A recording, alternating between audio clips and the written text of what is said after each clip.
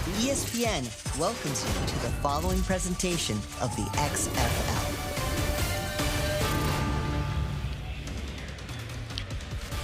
Does not get better than downtown San Antonio. The fine people of this city love winners, and the San Antonio Brahmas trying to deliver one in the final two home games. So the fine folks showing up at the Alamo Dome. Their opponent, Quentin Dormady, local guy, played his high school football just north of San Antonio and Bernie, looking for a bounce-back performance for the Guardians, who were eliminated from the playoff race last week. Then you got Delonte Scott, the picture of focus. He's been the focus of every offense that he's gone up against. They can't find a way to slow down Delonte Scott. Here's what's on the line in the north. The DC Defenders can wrap up home field with a win tomorrow against Arlington. That would help the cause for the San Antonio Brahmas. St. Louis, Seattle fighting for the second spot in the north. In the south, the Houston Roughnecks took down Vegas earlier today, so they have home field advantage, and it's going to be wild in the final 2 weeks to see who goes opposite of them, Arlington or San Antonio. Brahmas let a huge one slip through their fingers last week inside the dome. Jaquez Patrick in the final few minutes got a touchdown. They got a PI on the 4th and 15. John Parker Romo rushes out, nails the field goal. We go to overtime, but in OT it was only Houston scoring. The Brahmas went 0 for 3 in their OT attempts, and the Roughnecks went 17-15. With that, hello and welcome to San Antonio. We're inside the Alamo Dome, a place that will host the XFL Championship in a few weeks. Loa Galindo here with Sam Acho. And surprisingly, even though the Brahmas got only 2 wins, they're alive in this race. If they win the next 2 and Arlington loses the next 2, the Brahmas are going to the playoffs. Well, the playoffs have officially begun for the San Antonio Brahmas, and the reason that they're still in it is because of their defense. This is the #1 ranked defense in the XFL. They talk about pursuing excellence, chasing perfection. We'll see if they can do it tonight. Ian Fitzsimmons standing by down on the field with Hines Ward. Thanks, Lo. Coach, you are alive for the playoffs right now. Message to the team this week coming into this one. Well, talk is cheap, man. It's time for these guys to show up and play some football for 60 minutes. You know, just stressing that they got to finish, man. We got to finish ball games. We've been close in a lot of games. We came up short, but today we got to get our first win here in San Antonio, so we got to finish tonight. A couple of guys you're looking to step up. Jack Cohn, he got his first victory against Orlando earlier in the season. He's had a phenomenal week. Guys around him, we just got to take care of the football and let them go to work and execute. Thanks, Coach. No problem. Lo. Well, Cohn's counterpart is Quentin Dormady. He starred just north of here, Bernie High School. A lot of friends and family coming into this game. Sam, the big question, though, is it going to be the guy that had an XFL best 6 touchdowns in the upset against DC, or the XFL worst 5 turnovers and a loss last week? I'm leaning towards the 6 touchdowns, Quentin Dormady. Over the last 4 weeks, this offense has averaged 26 points per game. That's second in the XFL. That's since he's taken the helm. Last week, they struggled. 5 turnovers by the quarterback alone. Hopefully, you can reduce those tonight. You need a go-to receiver, and all season long, Dormady and the rest of the Guardians quarterbacks have had one in Cody Lattimore. However, the knee's been bothering him a little bit, and he's done his work. He gets the week off, so you're talking about a no-go for the leading receiver in the league. Here's Chris Budden standing by with Terrell Buckley. Coach, as you guys move past the focus of postseason, what has been the message and the response from your guys at practice this week? Compete. We're professionals. We got a job to do, and this energy that's in this building is awesome. They already booing us when we're coming out, so this is exciting. I appreciate it. Good luck tonight. Thank you. Chris, thank you so much. In the XFL, the home team always gets the choice. Do they want the ball or they want to kick? Hines Ward wants to see his defense, so the Brahmas will take the football to start the second half. Parker Romo to get the festivities started inside the Alamo Dome. Dedrick Thomas is back deep to return for the Orlando Guardians. How will they respond after being eliminated from the playoff race a week ago? Teams cannot leave the 30 and 35 before the ball is caught. Thomas trying to reverse fields and will be brought down at the 26-yard line. Let's get into the betting line. San Antonio, the favorite by 2 points. The total is at 38.5. Keep this in mind. 7 of 8 times in the Brahmas game, the under has hit the most in the XFL. Quentin Dormady, homecoming for him. star at Bernie High School, trying for a bounce-back performance.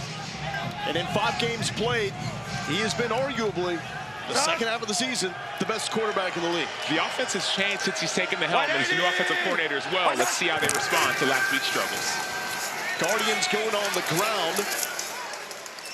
Drew Beasley making the stop on Devin Darrington. Tank left. And there is Shane Matthews. Tank right. Former motion, Florida gunslinger. Cadillac. Tank right motion, Cadillac. Cadillac on one. Cadillac. Matthews did not start the season as the play caller. That was Robert Ford. He's taken over. And over the past 4 games, Orlando scoring 26 points per game. Number 2 in the league. Back-to-back carries. Jordan Williams making the stop on Darrington. Sam, we're going to say Jordan Williams' name a lot. He leads the league in tackles. Well, he shores up the middle of that San Antonio Brahmas defense, and his mindset is different than most. We talk about these players making $5,000 a week, and his coach said, you're trying to get $50,000 for the year or $750,000? He has NFL aspirations. Angle wide shallow. The Dome making some noise. 3rd and 1 for the best 3rd down offense in the league. 180! Dormady coming back to his right, and that is a 1st down catch. Big boy bringing him with him. Ryan Becker moved the chains. So great play design. It's 3rd and short. You absolutely available to do the run, but you have Ryan Becker stepping up. Soft Tampa again. Tank left. Jim Herman, defensive coordinator for the Brahmas. Corvette. Okay, we're going to have to Former put a black Broyles check Award on winner. this. As the DC with the Michigan Wolverines, the year Charles Woodson won the Heisman. Another carry for Darrington. His 3rd on the drive has the same. Cutting it back. Some wiggle to the 30-yard line.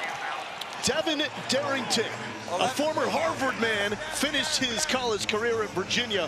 17 yards for him. And he had other Power 5 offers. He chose Harvard because he wanted to get that great education. He was injured to start the season. Now that he's healthy, this offense has changed dramatically. Jermaine Martin is a no-go in this game. So here is Dedrick Thomas, who's at the bottom of your screen. He will play some running back as well. Dormady looking that way to Thomas, and he's hit immediately. Popped on the play by Jamison Houston. Houston just signed this week. Good job. Played with Jordan Williams at Baylor. Crisp opening drive for Orlando, but we've seen this throughout the course of the season. The first drives have not been the problem. Rip stay. Orlando has consistently done well to start the games, but it's not about starting for them, it's about finishing. Get the good start, finish well. Eli Rogers in motion. Dormady, pump fake, went back to it. There's contact, and that is easily going to bring out a PI as Charleston Rambo was the intended target.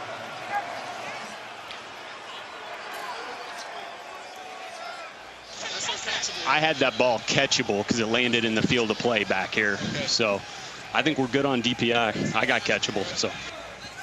So what's the spot, in the end zone or in the 4-yard line, and then number? Just pass interference defense. You have a number? 26. Pass interference defense, number 26. Ball be placed in the spot of the foul and includes an automatic 1st down. That's going to go against Jamison Houston. And one thing to note, so Jack Kerner, starting safety, he's out this week. He got injured last week, so there's a little bit of lack of communication on the back end. That's something to watch as this game progresses. Ryan Lewis, another standout DB, also out. Little fade, up and into the midst of Jordan Thomas. The Mississippi State Bulldog, big hands, big catch, put it on the board. Big hands, big catch, big body. Jordan Thomas is 6'7". He's a tight end, but he's really a receiver. He did this in college as well, and so throw it up to him. He consistently makes plays. In the XFL, opportunity to go for a one-point conversion from the 2-yard line. 2-pointer from the 5 or a 3 from the 10. Now, this could be a challenge situation. But you think you're going to want a challenge? Push you want a challenge for an Let's offensive listen in pass on Dean Blandino or a push in the off command 81? center. All right, Dean, did you hear that? Yeah, I've got it. He's challenging that it was offensive pass defense for potential push-off. That is correct. Yep, I'm on my far hand. San Antonio's called timeout to challenge. There's offensive definitely pass contact. The defender's got play. contact as well. I'm looking at this shot here. There is some extension. I don't see a ton of separation. That's my far handheld. I'm going to go to SkyCam, see what that shows me. Dean, hear me. Yep, I'm still looking. No, you're good. You're good, Dean. Near handheld. Yeah, I just see a lot of contact both ways. Yep, I'm going to take one more look at the cart. Again, hand fighting. And it will be second. Some extension, don't see enough separation. After review, Jason, not enough to make it a foul. There's some contact on both sides, just don't see a separation. So call will stand. So we're going to say the call will stand. The touchdown is good, and that is the challenge for San Antonio. Correct, and a timeout. And a timeout. Correct. After review, the ruling on the field stands. There is no foul. The result of the play is a touchdown. San Antonio is charged a timeout and loses their challenge for the game. So each team with one challenge. That's the red chiclet below the timeouts. You need a timeout available to challenge a play, and you can challenge anything. Let's get set, okay? Here we go. Here we go. Jack right, act too hot, China, X fade. On one, ready? This will be a two-pointer for Orlando. They are 0 for 9 in conversions that are not one-pointers. Dormady going back that way. If it worked once, do it again. Jordan Thomas. You got a false start over there? On Kama Zimmerman. All you got was one play with touchdown. Okay. No, try is good. Try is good. That's 6'5", 277 on 5'10", 163. I'm going to go with the former every time, Sam. Well, it's too easy right here for Jordan Thomas. And we saw this 2 weeks ago in Orlando's win versus D.C. Who made the outstanding catch? Defense. Jordan Thomas. The penalty's declined. The try is good. Free kick. So disbelief on the face of Hines Ward. His defense, the #1 scoring defense in the XFL. But Jordan Thomas just said, hey, fella, I'm bigger than you. Deal with it.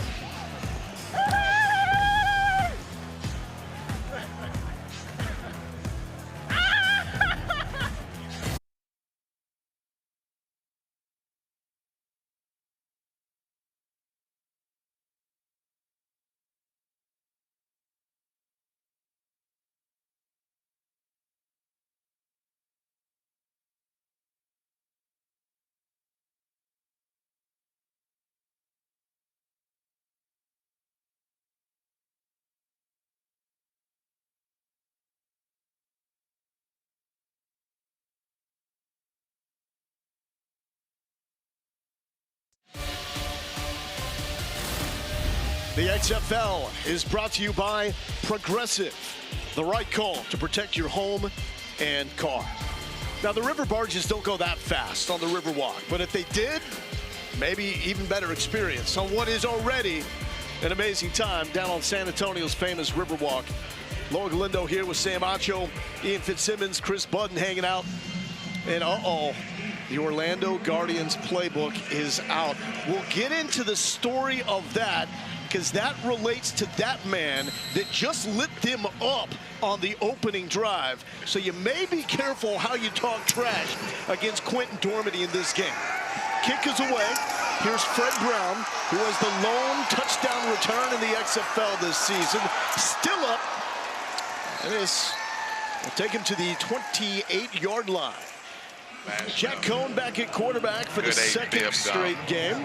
Factor bash left. Good 8 bib gum. Factor bash left. Going good 8 bib gum on Vegas. Ready. Good 8 bib. That's Jimmy Johnson calling the plays through the headset to Jack Cohn. His first game against Orlando, the best of his career. 3 touchdowns, no interceptions. Brahmas destroyed the Guardians. Jaquez Patrick coming off his best game. Let's check in with Chris. Yeah, with Jordan Thomas, who had the touchdown, 2-point conversion, back-to-back play calls right to you, even after they challenged whether or not there was the push-off. Walk me through that play. Yes, ma'am. They just stood up and gave me an opportunity. That's all you can ask for. I've just been blessed, so I can't complain. A little bit of chatter there with the DB. What were you saying? I wasn't saying anything. You know, he was just mad. It's okay. So I thank you. I appreciate it. Thank you. Send that is classic. He was just mad and that's okay. Here's second down. Cohen on the throw. He's got his man wide open. And that is Nick Hawley, who started the season with the Houston Roughnecks out of Kent State. Yeah, and you look at it, not only with Jack Cohn finding Nick Hawley, but Jack Cohn finding short, easy completions in this offense helps him build rhythm for the downfield passing game. Cohen coming off a 2-interception performance in the Dome last week in the loss against Houston. Patrick had his best game. Did Patrick seem so much more fresh and explosive to you last week? He did, and it's not only that, but remember, Kalen Ballage got injured a few weeks ago, and now the whole load is on Jacquez Patrick, and so he's understanding his ability, and the offense is rolling around it. 96 yards last week. He's the number 3 rusher in the XFL on the season. Watch cat. Vegas. We're going. Watch that. Hawley in motion. Cohn, the screen to Patrick. Flag down. Patrick ain't gonna tackle him that way. Still going inside the 20. Let's see what the flag is all about. 16. Wolfling, offense, number 62. 10-yard penalty from the previous spot. Repeat second down. And that will wipe out a 38-yard run. And if you're an offensive coordinator, you're frustrated because this is a screen. So it's a screen. You don't want to let him go by you. Let them run by you. That's Balaam Buchanan. Let him go so that he can get to the quarterback and you have the screen right behind it. And so those are the penalties that have been hurting this San Antonio Brahmas offense. Especially on the offensive line. Week number 1, they lose 4 of their 5 starters, and it's been upheaval on the line since then, Fitz. Right in front of me, Lowell, and I'll tell you right, it happened right in front of me, Lowell, and if you still had a challenge, that might be one you would challenge and win. You think that could be one? Vegas. It happened right in front of me. I didn't see a hold. I saw a clean block. Sam? Well, it's that arm around that you might look at. It looks like a holding. He throws him down, so that's where I would see that holding call be called. Now, Fitz, what's your take on using a challenge this early in a game? Well, you had players behind Hines Ward telling him don't challenge, because there was a lot of hand fighting. Offensive and defensive guys, but you know Hines Ward, he's an old receiver, and that wasn't a chicken wing from Jordan Thomas, tight end for Orlando. That was an extension, but as Dean said, that was hand fighting from both guys. So I get it, but Hines was pretty adamant he was going to challenge it no matter what. I had a problem with that one, but normally I don't have one this early, but that was a 50-50, and I wouldn't have challenged that one. Cohen on a 3rd and 12. He's a good enough runner, but this is too much distance. Throws across to Hilliman. Sam, what do you do now here in this situation? Well, at this point, you got win, so you might have to punt it just to keep that field position. If you don't get that off, if you don't get the first down, now all of a sudden you give the offense another chance. Now you're down by 2 scores. So I understand the decision to punt the ball, rely on your defense, and then try and get this game back into a position where you can score. You like it, you understand it, 2 different things. Yeah, so I don't necessarily love it, but I understand it. Now, this is delicate because if the punt goes into the end zone, it's coming out on the 35, and Brad Wing has a huge leg. But that is some good touch. Fair catch called for by Justin Rogers, and that will back up Orlando. Week 9 continues tomorrow afternoon at noon Eastern with an ESPN doubleheader. It starts with the Defenders hosting the Renegades, followed by a huge one between the Sea Dragons and Battlehawks. Every game is also available on ESPN+. If DC wins, they clinch home field in the North, and it keeps San Antonio alive if they win this game. The huge one, Seattle-St. Louis, if the Battlehawks win, they get that 2nd spot in the North. 180! What's that? Dormady has snap. He's going to keep it heads-up play, but he is dropped. Ben Davis, the former Alabama Crimson Tide and Texas Longhorn, sending him back. And Ben Davis is one of the best. He was one of the best highly touted recruits in high school. When the ball's up in the air, you just go. It doesn't matter what your assignment is. If you see that might be a fumble, go make a play, and it gets the offense in an unfavorable position. Chicago. 57th tackle for loss. Bunch left, scout left, Chicago. David Davis. For the Brahmas defense, they entered the week with 8 more than Houston for the top spot in the league. 180! Quick pass, swinging it out to Darrington, and Darrington fights to get to the 10. Sean Williams, the former Navy captain, with the tackle. And one of the things about not just Sean Williams, but everyone on this All right, defense, here we go. you turn on the tape.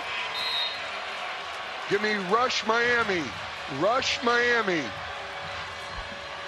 They run to the ball. That's what this defense does. You hear that rush call. That means get your Miami, 4 best Miami. pass rushers in there, have them get up after the quarterback. But no matter if they're down, they're up, Rush Miami. they Rush get Miami. to the football. The numbers through the roof for the San Antonio defense. The problem has been the offense, as we're now watching as Javier Edwards out of Colorado limps off the field. Sam, at 365 pounds, you do not see a lot of dudes play with the motor that Javier Edwards plays with. But see, that's what makes this defense so special. They have a couple guys in there, Javier Edwards being one of them, 365. Other guys, guys like Matthew Gotel, guys are 330. On turkey. It's hard to run. Camilo Tongamoa. It's hard to run against big guys. But when it comes to that rush, you see that guys like Drew Beasley on the inside. Play clock, get late. Dormady gets it off. Edge rush. He eludes it, but not long enough. Drew Beasley, the box of knives out of Michigan State, with the sack. And that's an inside move. He's a defensive end. He's 6'3", he's 255. He's rushing from a 3 technique. People don't understand how difficult this is. You're going against offensive guards who are 330 pounds. Don't use your strength, use your quickness, and that's what you see Drew Beasley do here. Starts on the outside, he goes inside, gets on the inside shoulder of Abdul Beacham, the offensive guard, and he presses to the quarterback. That was a great move, but he did the same thing last week on the left side of the ball. Matt Brown gets it off. Landon Akers from the 50. No, did he touch it? Is it live or not? It is not. Orlando, though, will spot this at the 35, and that erases what could have been game-changing field position after San Antonio thought they had just flipped the field. 8-0.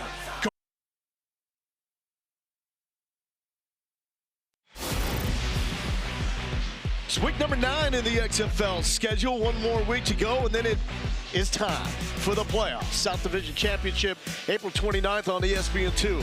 The North, April 30th on ESPN. And then we're back here in San Antonio for the XFL Championship, May 13th on ABC. San Antonio, such a great city for huge games, and we're leading up 2-1. Here are the playoff clinching scenarios. Houston has clinched the South. Arlington is in if they beat DC. Now, if DC wins tomorrow, they've got the North Division. St. Louis is in if they beat Seattle. I cannot wait for that game tomorrow. And so much happens with all these games. If Arlington loses tomorrow and San Antonio wins, now week 10 means everything where Arlington plays Houston. And so all these games mean so much right now. For the Brahmas, they have to win their next 2. Arlington has to lose the next 2. Back to Jaquez Patrick out of Florida State. Still up. Refuses to go down. He had the 38-yarder erased by a hold, but he's getting some of them back here. 17 for Patrick. Feed the beast, whether it's through the passing game in a screen or the running game. Jaquez Patrick is your main, not even target, but the main person you should be feeding, because the offensive line has struggled, so give it to your running back on runs or on screens. Norman Price is down with an injury. Now, Sam, with Hines Ward, he's got that Steelers DNA. They wanted this to be a ground and pound type offense. Got the big running backs, Patrick and Kalen Balazs, to start the year. They simply have not had the offensive line play to play that style. And we see another injury right here. We're hoping that Norman Price is okay. But the tough part about this offense is even last week, you look at the quick game and empty. There were sacks in quick game. They had 6 sacks overall, and that's time where the ball has to be out quick. And so whether it's on the quarterback or the offensive line, if you don't have protection, it's hard to get anything started. They've shuffled on the O-line all season long. They've started 4 different quarterbacks. They've also had the injuries to Balaj with the ruptured Achilles. He's out for the season. And then the offense, the change at offensive coordinator as well. But right now the focus is on the health of the San Antonio offensive lineman. We'll have an update when we return from the Alamo Dome on Norman Price.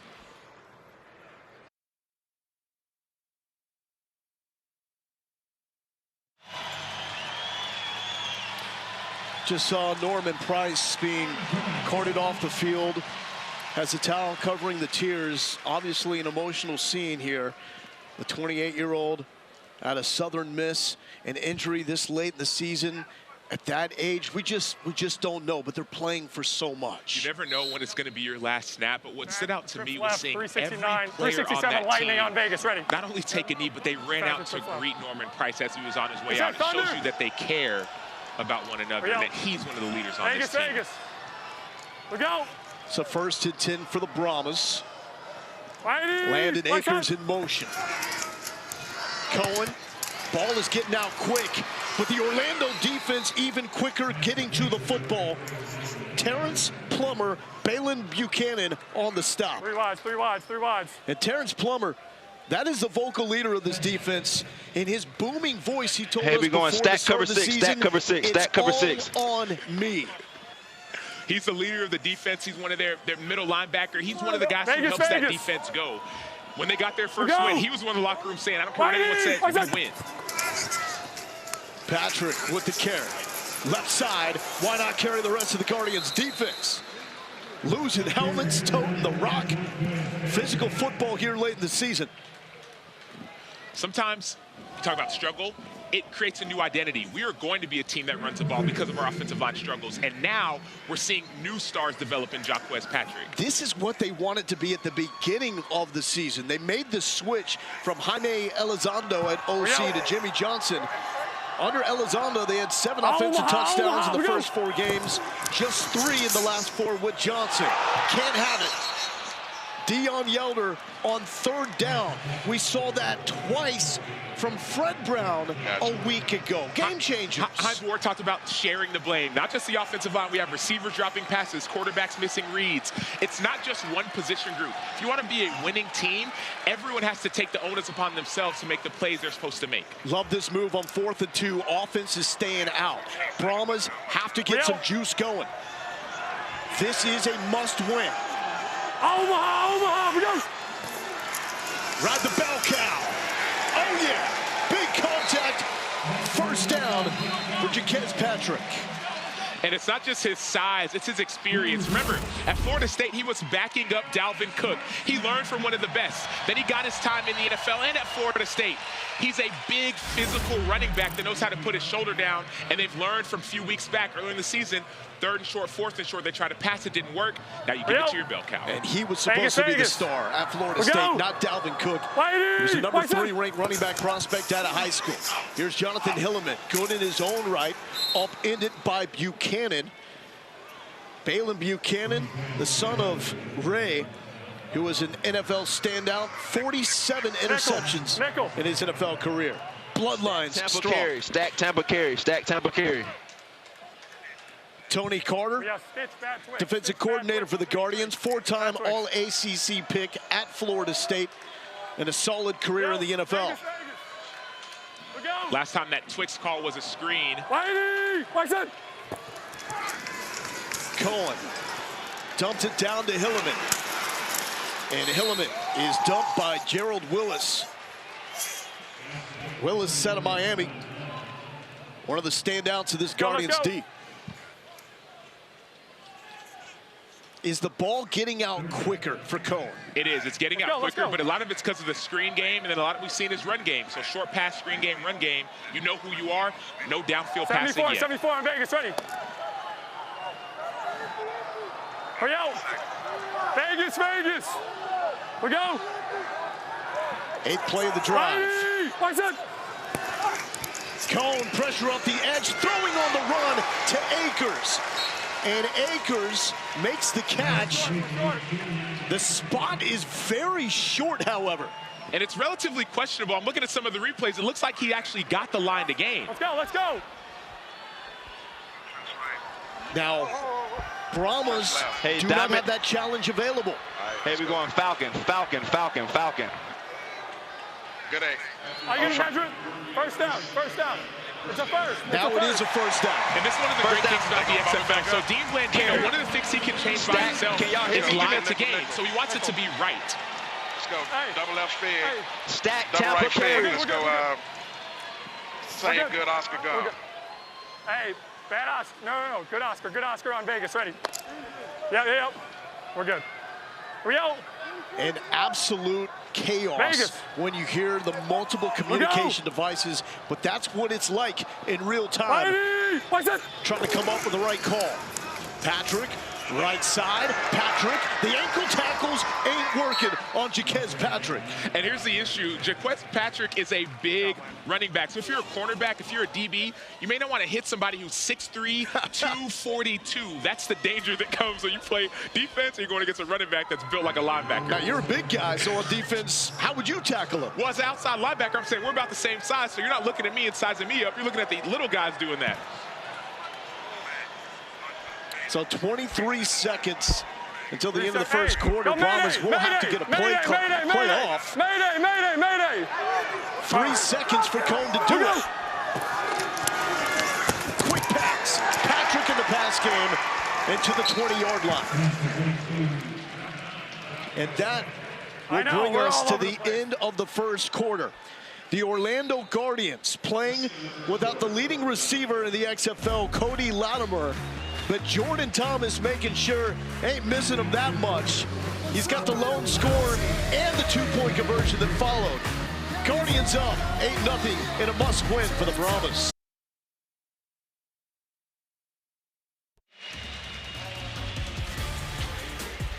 Fighting until the end. It's in San Antonio's DNA. And inside the Alamodome, the Brahmas have pledged keep fighting on the field until they are eliminated. A loss sends them packing, but they will get in to the XFL playoffs if they win their final 2 and Arlington loses their final 2. That would give them identical records, but with a third playoff tiebreaker being the combined record of the teams you've defeated. San Antonio would have that edge. Logan Lindo here with Sam Acho. First things first, you got to score some points. Patrick has been the leader for the San Antonio offense. Cone going to TJ Vasher. Was he in? No. Sam, there's been so many close calls with Vasher. They cannot connect lately. Well, that was better than what we've seen all season. Most times we're seeing the quarterbacks overthrow TJ Vasher. This time they gave him an opportunity. In high school, his coach said, man, all we would do in the red zone, we would just hurry up and throw it up to TJ. Obviously, you see a little bit of a bobble here. It's out of bounds, but he's the guy you want to give an opportunity to. I got a chance to talk to him before the game. He's every bit of 6'6". He's got all the talent in the world. It's about the belief and getting him the ball. Here is John Parker Romo, who rushed on the field to kick a field goal to send the game to overtime last week, but we got a late timeout call here by Orlando. Prior to the snap, timeout was called by Orlando. This is their first of the half. It's 30 seconds in. Parker Romo is as much of a breakout star in the XFL, really, as any player. He's been so consistent. You go back to that not even walk-off, but that walk-in field goal, walk-on field goal to take the game in overtime last week. Parker Romo is a model of consistency. You talk about it, 11 straight made field goals. Only miss was in week 1. He's part of the reason why he's a huge part of this offense. Catch episode 6 of the XFL docuseries Player 54, Chasing the XFL Dream, available to stream on ESPN+. Directed by Peter Berg, this 9-part docuseries chronicles the creation of the XFL, and you get an all-access look at all 8 teams. 38-yarders, let's do it again for Parker Romo. Also has an XFL record 57-yarder against Seattle earlier this season. The kick is up. put it on the board for John Parker Romo. This man is on fire. You could tell the trust that they have in him. I saw him and Hines Ward before the game. He was kicking them from 60, and some of them are a little bit wide, but there's this confidence that you have in your kicker. My only question would be, in this desperation situation, why not go for it on that 4th down when you need points? It's still early. You need points. We also want to keep the game in check. Still early. Get your points. Rely on your defense, and then you can get touchdowns. You don't need to force it right now. Fitz, what do you got? Parker Romo told me before the game, he said, I'm good within 60. Stop asking me. I'm good within 60. And when Terrell Buckley, head coach of Orlando, took that timeout, the attitude of this dude as a kicker, he looked at him and bowed as if to say thank you. Wow. Fitz, you know these kickers that perform at the highest level, they're a little different, and that confidence is a large part of it. Oh, the attitude. Look at Matt Prater in Arizona. Absolutely. Man, and Romo's got that attitude to him. He's got some swagger. And the bow to Buck, I thought that was absolutely priceless. Hey, keep banging them through, and there's going to be opportunities. Dedrick Thomas from the 5. Thomas to the 21. Here's Terrell Buckley a little while ago. He said we had 2 men on the right side, and my linebacker thought he said 2 men on the field. So we called timeout. Can we get that back?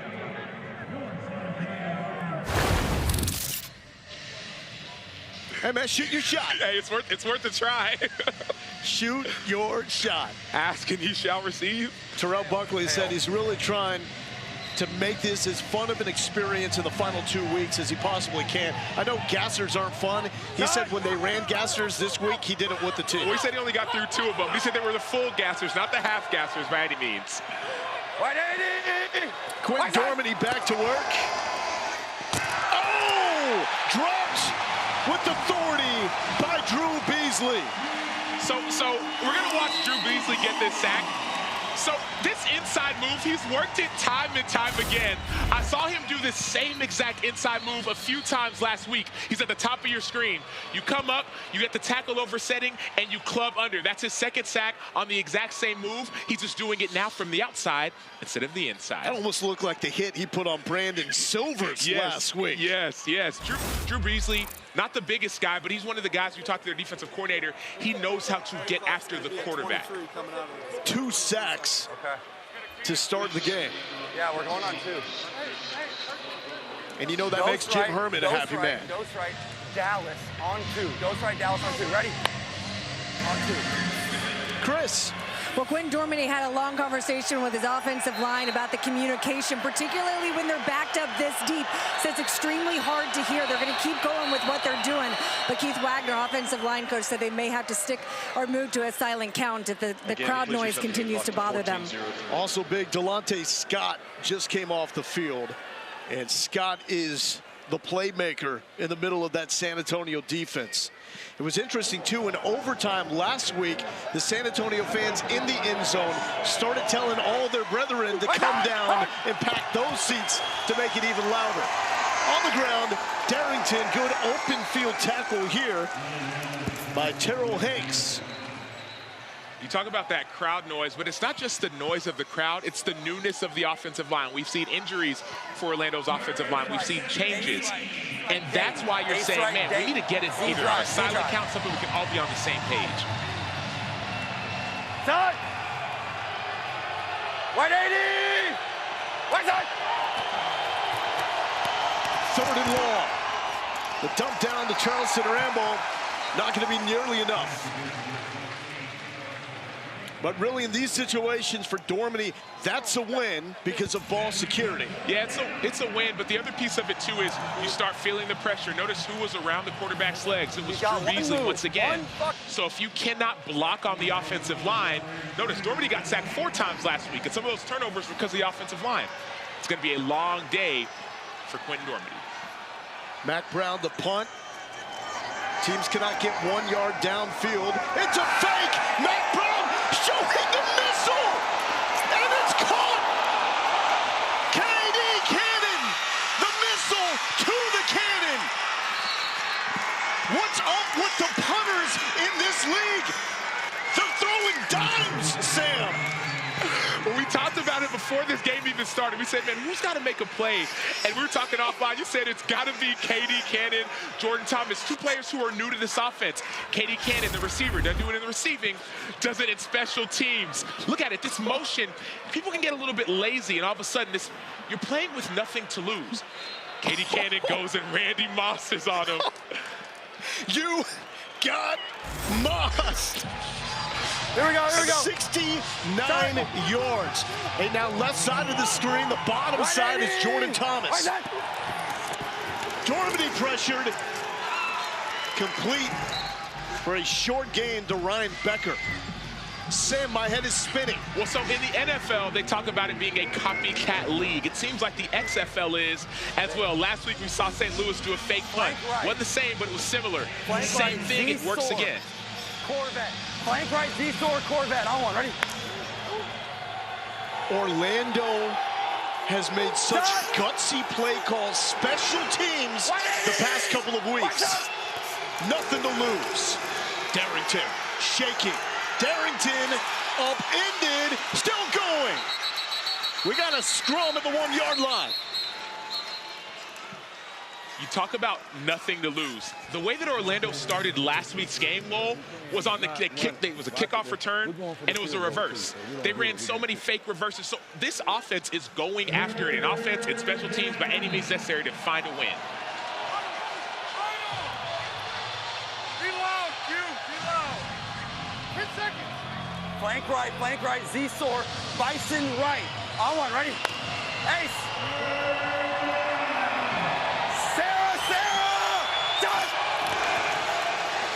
Darrington with the carry, he's in! The fake punt leads to a touchdown. Slam it with the exclamation. Special teams have to be special. And yes, that was Devin Darrington, Harvard grad, with the touchdown. But it was that field position, the 69-yard pass on punt, that allowed the offense to have this position. Huddle.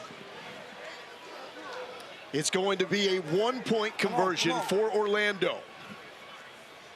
Twins right, scat right, X-fade, Quincy. On one, ready? After the last touchdown, they converted their first two-pointer all season long. They're 6 of 13 on the one-pointers.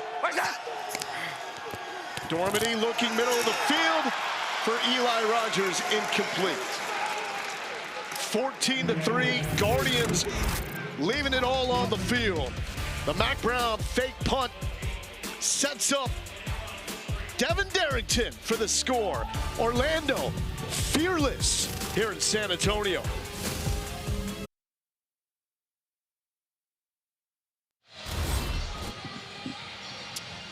Mac Brown was a two-time semifinalist for the Danny Warfel Trophy. I think he made that legacy proud with this absolute dime to KD Cannon, who did the rest, setting Orlando up for a touchdown. Here's Chris Button moments ago. Mac, you told me you've run that a few times in practice. What was the reaction when you finally got the call to rip it?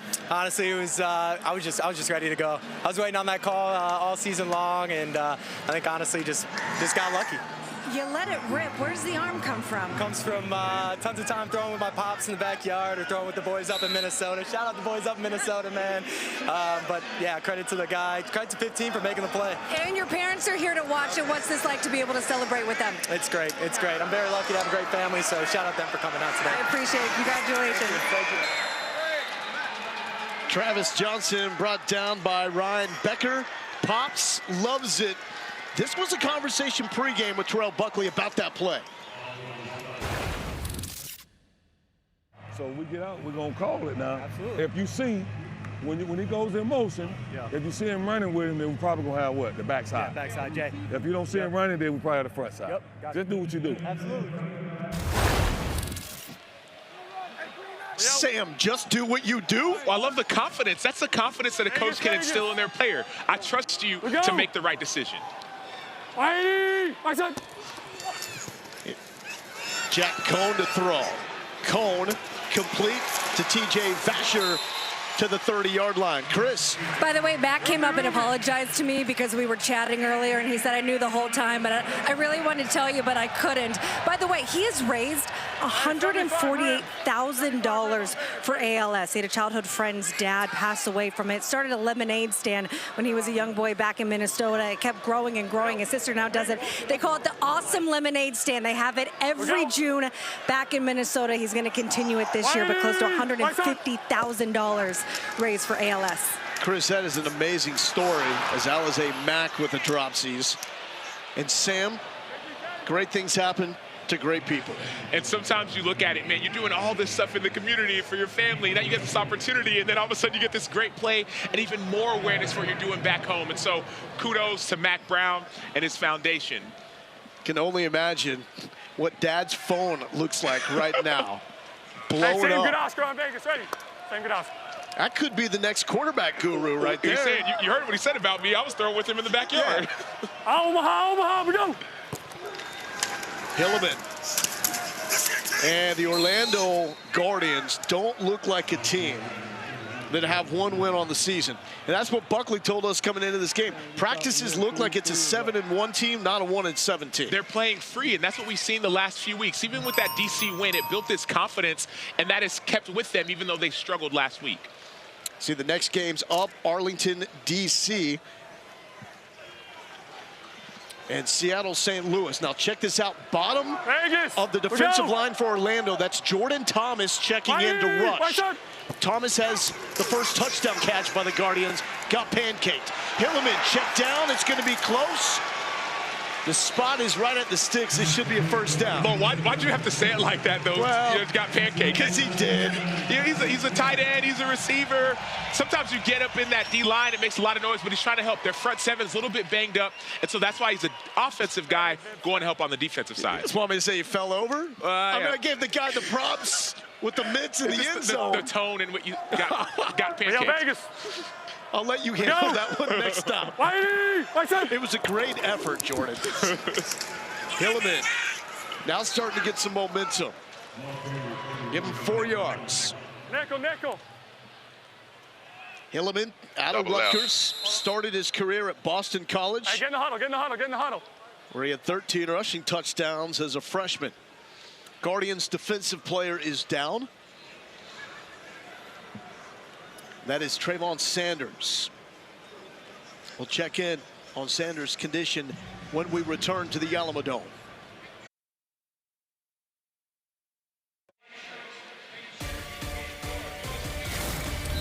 XFL is brought to you by Arby's. Arby's, we have the meats. And Volvo XC90 Recharge plug-in hybrid. I feel awful reading that billboard. We have the meats over the Brahma Bulls. We're the mascot of the San Antonio team. I was set up, Sam. That's great marketing from a marketing team. So let's put it that way. A great connection with the cattle industry here in Texas. It's such part of the fabric of the state. The name Brahmas, MacArthur High School in San Antonio. They're the Brahmas as well. It just felt a little awkward. Second and 6 for the Brahmas. And there is Hilleman.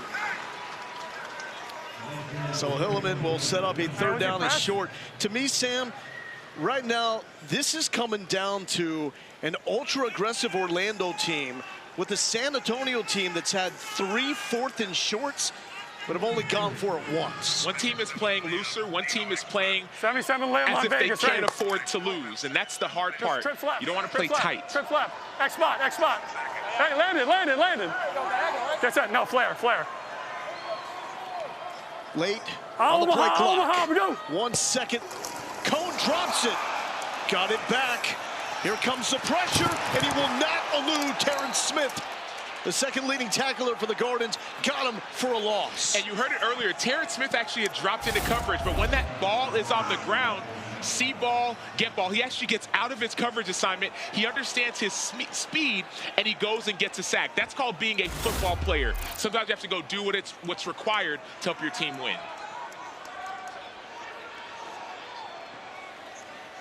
Here's Brad Wing. Have we seen Wing's arm yet? San Antonio needs something going. This is a boomer to Justin Rogers. Backpedaling now at the 10. 4 Brahmas there, and he's brought down by Ty Smith.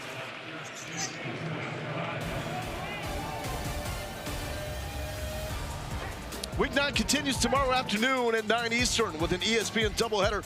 Starts with the Defenders hosting the Renegades, followed by a big one between the Sea Dragons and Battlehawks. Every game is also available on ESPN+. So if this score holds, the Arlington game, for their standpoint, getting in, that will be irrelevant because they are in with the San Antonio loss. If San Antonio does not find a way to win this game, then all of a sudden, you talked about it, their playoff hopes are eliminated. Darrington fighting for yards. That's a loss of 2. Meanwhile, DeAndre Francois has checked in at quarterback. This is something that Terrell Buckley told us coming into the game he wanted to get back to. Felt like he could have mixed in Francois in the middle of the last game when Dormady was struggling with 5 turnovers. And he added the piece about opportunity. He said, I want to give DeAndre Francois his opportunity as well to shine like he did in college.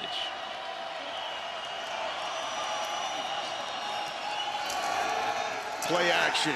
Francois, he's got some wheels, but not enough to get away from Sean Williams. Here's Fitz with an injury update.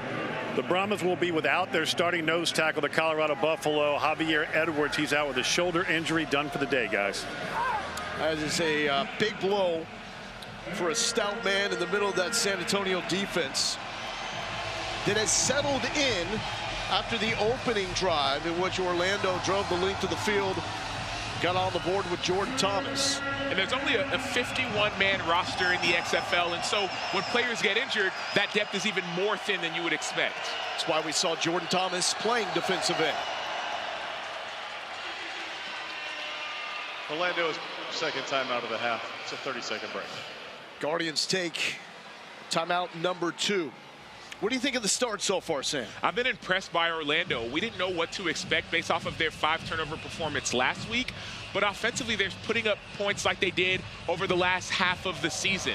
On the other side with San Antonio, I understand some of the decisions not to go for it on the 3rd and short and 4th and short, but sooner or later you have to just let yourself go, because if you don't, a loss will be imminent. The fake punt is the difference in this game. And Chris, from what I understand, there's a special name to the play. Yes, they call it the Blandino because Terrell Buckley had to send the play to our rules aficionado, Dean Blandino, to approve it because there's guys in motion. So it has been dubbed the Blandino. That is amazing. Dean Blandino now immortalized in XFL history with one of the best trick plays we've seen.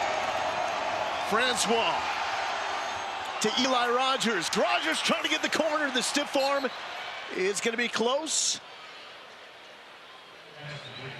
And it's a first down. So, Dean, what do you think? You've got your first play named after you now. So I knew going in that they named it the Blandino, and not that I have a rooting interest, but I just wanted the play to go well. I didn't think it was going to go that well, but I wanted it to go well. That's the biggest smile I've seen on your face, Dean, all season long. You got the play named after you, and it worked 69 yards later. On top of the spring football world right there. Darrington somehow slips out of the tackle, and he gets 9 yards on first down. I think Dean blushed a little bit as well. He did. And that's the thing. So if you're a coach, that's a smart play. It's saying, okay, I know I want to run this, but let's make sure we don't get called for any kind of penalty, any kind of illegal procedure or illegal formation. Let's get it all situated. And it's also kissing up a little bit to the VP of officiating. Now, Dean calls it as he sees it. Dean has done a fabulous job all season long in the XFL Command Center in Van Nuys, California. Darrington again. Darrington picking up a lot of the slack with Jermaine Martin out. Last week, this is an Orlando team that had 16 carries for 25 yards. A lot more success on the ground. They're up to 48. And some of that may be attributed to the loss of Javier Edwards. We talk about his size, about 350 pounds. Missing him in the middle will affect your run defense tremendously.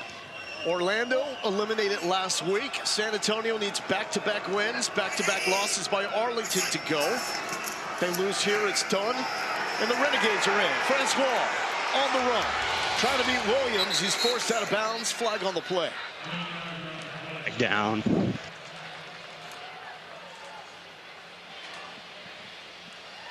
Holding. Offense, number 77. 10-yard penalty from the previous spot. Repeat first down. It's going to go against Abdul Beecham, another local guy, Cibolo, which is also just north on I-35 here in San Antonio area.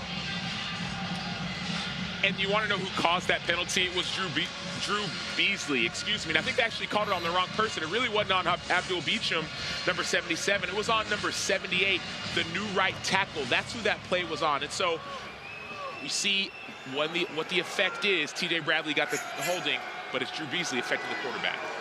Beecham is slid over to right guard. Francois with the draw. Francois, such a brilliant start to his career at Florida State.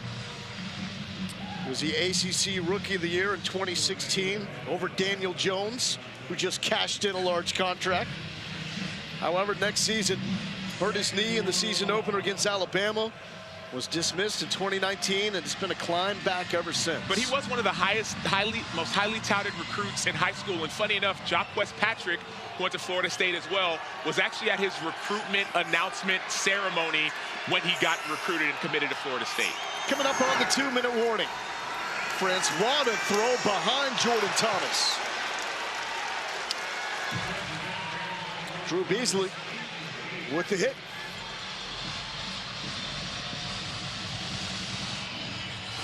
And the clock will run up until the final 2 minutes. I'll take the 2-minute warning, and then the timing will go to the college rules. Orlando with the lead on San Antonio, 14-3, and a must-win game inside the dome for the Brahmas.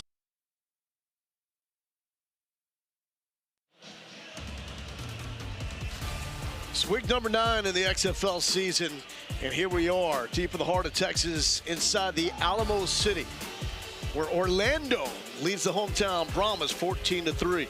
Let's take a look at tonight's game flow, brought to you by Progressive.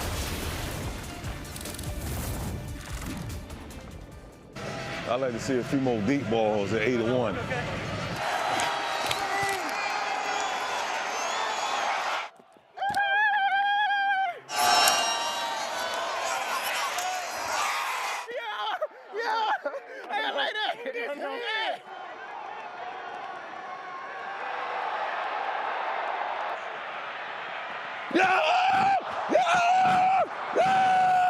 Come on, KD, get in! Oh, yeah! Sometimes the uncontrolled screaming, the best part of the mic'd up, because it's pure joy from Terrell Buckley. 3rd and 17, Brahmas need a stop. That's Andrew Jamil in motion. DeAndre Francois, the quarterback. They'll play it safe. And that is Dedrick Thomas, met by the Brahmas defense with Jordan Williams and Sean Williams, no relation. Just two absolute studs from the Brahma defense. Jordan Williams, standout at Baylor. Sean Williams, the former winner of the Defender of the Nation Award at Navy, given to the top player in America from a military school. And while he was at sea, he would train, he would get up early, he would get on the treadmill, he'd find ways to get and keep his body in shape even while he was serving the country. He was assigned to the USS Gerald R. Ford, utilized the different spaces on deck, below deck for workouts, push-ups and sit-ups in his cabin, lifted weights in the storage room, ran sprints on the flight deck. But the big question is it Blandino Part 2? No. Matt Brown's gonna boom it. Akers at the 5. Akers slips out of one tackle. Not that one. DeAndre Francois, Quentin Dormady checking out the film. Their offense has sputtered since the opening drive. Special teams picked them up with the Blandino that led to a touchdown. For San Antonio, though, how do they get it going? Well, they've had no offense so far. You've been running the ball effectively. I understand that. But sooner or later, you have to get the ball downfield. The difficulty is your offensive line hasn't protected. Even in 7-man protection last week, you gave up sacks. And so the offensive line has to get together so Jack Cohn can get the ball down the field. Under 2 minutes, the clock is going to work like in college football. Patrick met in a hurry by Errol Thompson. That's the guy T-Buck says is our thumper. And you heard it and you felt it, but this Orlando offense and defense, you 57, feel the urgency in their play. No, the cadence, 57. Need to see some urgency from the Brahmas. They got one timeout. We go. Under 90 seconds. They need to score in the worst way. Cohn thought about taking the shot, held it too long, and that is complete to Nick Hawley. Contact rules like the NFL. That will momentarily stop the clock while the chains are reset. No, the cadence, no, the cadence. We go. Here's Tom to Fred Brown. That's the one you can't have in this situation. So, of course, you want to get the ball past the first down marker to stop the clock. You still have a little bit of time. Hey, 66, 66, 66. But at the end of the day, you have to elongate the field. You have to give the defense something to be threatened by. And again, short of the sticks, Patrick is able to keep rumbling to the 40 he goes. We know about the leg of Parker Romo. Is Hines Ward thinking 6, though?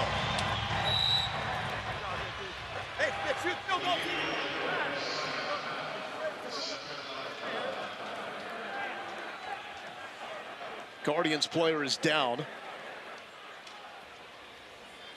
Orlando cannot stop the clock for the rest of this first half.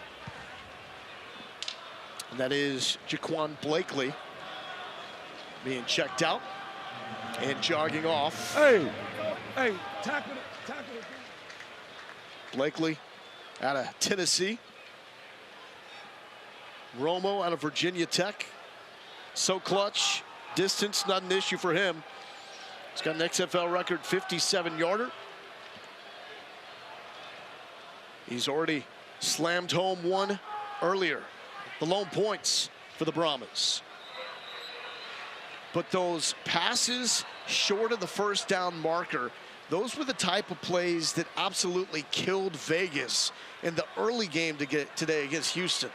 And it's not just that. It's I understand things being open, but if you want to win in a game like this, even if the space isn't as open downfield, you have to take a risk. Cohen. Holly! Got it! Inside the 10. There's your risk. It's a 34-yard gain. Middle of the field was wide open. Great read by Jack Cohn. And that's what you see when the offensive line is protected. Nick Hawley, great story out of Kent State, where he played with his brother. San Antonio's called their third and final. Think about everything he went through from 2015 through 2017. Tore his ACL twice, tore his MCL once, and also broke his back. Yet here he is, getting the Brahmas in great position for their first offensive touchdown. And he was part of the XFL in the previous version. He played in the CFL with his brother. Nick Hawley has been through so much, but he's a story of redemption. Was with the Houston Roughnecks earlier this season. Now he's got his opportunity. And you see it here. The middle field's going to be open. Jack Cohn's going to read it quickly and get the ball up and down over the outstretched arms of the defender. That's what we haven't seen for a few weeks with this offense. Those long gains, big gains, it stretches the defense and it forces you to play a little bit further back, which will open up the shorter throws if you need them. Good 8 bib gum. Got an RPO. So 34 yards to Hawley by 2 yards. That is the longest play of the season for the Brahmas. Cannot walk away here with 3. Omaha, we go. Not with the season on the line. Patrick dancing, waltzing into the end zone. It's a big fella with great footwork. And here come the Brahmas. Jacquez, sweet feet, Patrick. For as big as he is, he moves with such agility and such quickness. He knows how to find the end zone. Did it at Florida State. Did it at the NFL. And now finally, you had to get a first down or really a touchdown. No more timeouts. He avoids the defender, gets it to the end zone. Jacquez Patrick, have a day. I'd say. Now lining up for the one-point One double, conversion. good buff gum, Z-key on Vegas, ready. I'm going gun, I'm going gun. Here we go, Fred. And this is simply what San Antonio does where they are most comfortable. Omaha, go. To Brown, and Cohn was able to coach the official into throwing the flag.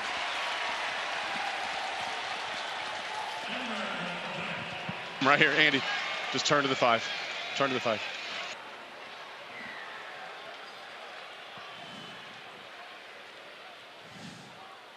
Pass interference, defense, number 27. Foul occurs in the end zone. Penalty, put the ball to 1 yard line. Repeat the try for 1. So even though you're moving it up from the 2, anytime you declare what conversion you are going for after a penalty, even if the ball moves up, it's worth the same amount of points you originally declared. Anchors in motion. Patrick, the running back. Finish what you start.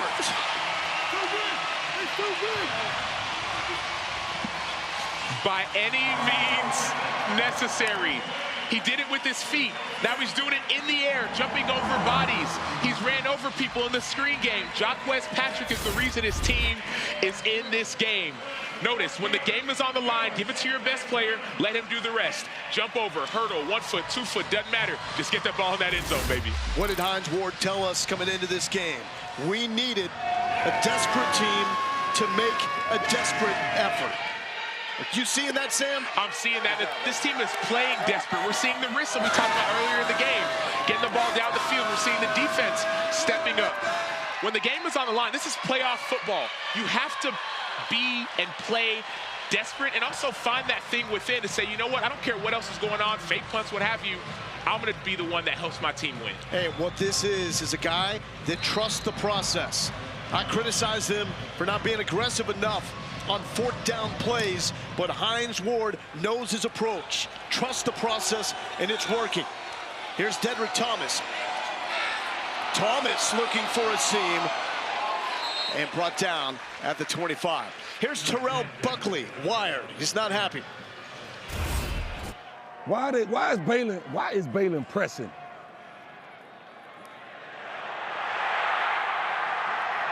Carry! Oh my gosh, man. Sam, what's he talking about? And so we said that carry piece, so the middle field runner looked like they turned the wrong way. If you're going to do a cover 2 like that, you have someone running down the middle of the field. You check one side, check the other side.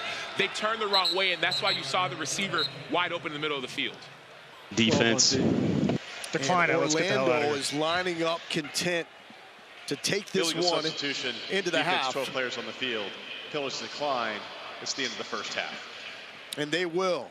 Orlando.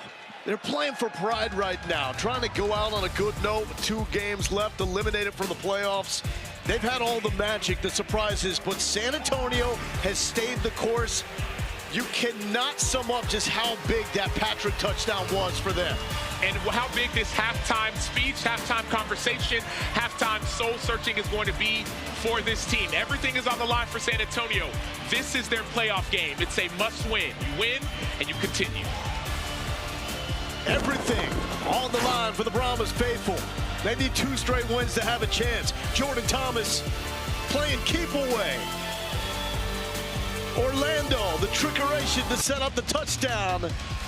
But body blow after body blow, leading to a big one for Patrick. It's 14-10 Guardians. Here at San Antonio, Logan Lindo, Sam Acho. Real quick, who goes #1 overall? I'm feeling Bryce Young, but you can't go wrong with him or C.J. Stroud. I love it. Orlando up 14-10. San Antonio making its way to and from the locker room. Here's Terrell Buckley, the Guardians head coach, in the locker room. Are we winning? We're up at 0-0. We got to finish, man. We have yet to finish the game the right way, right? Yes, sir. Let's finish.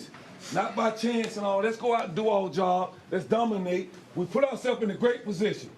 Let's go out and finish. Defense, if they don't score, we win. Yeah. If they don't score, we win. Go out and play like it means something to you. Orlando, go out there. Stay guard. Let's go, baby. Let's go. Let's go. Hey, that is a team showing so much fight. And it brings us to our first half stats brought to you by Progressive. What's standing out, Sam? What stands out is what's not seen. It's the hidden yardage. Notice Orlando has less total yards than San Antonio, but it was that fake punt, those hidden yards, special teams, that has been all the difference in this game. Can you finish? That's been critical for Orlando. Meanwhile, San Antonio has had problems finishing as well. You just go back to what happened in this building in week number 1 against St. Louis, where they allowed 2 scores in the final 90 seconds. Think about the impact of that play, too. If San Antonio closes that game out, their playoff picture is entirely different. And their team is entirely different. A win like that builds confidence. All of a sudden you say, I know how to win the close games.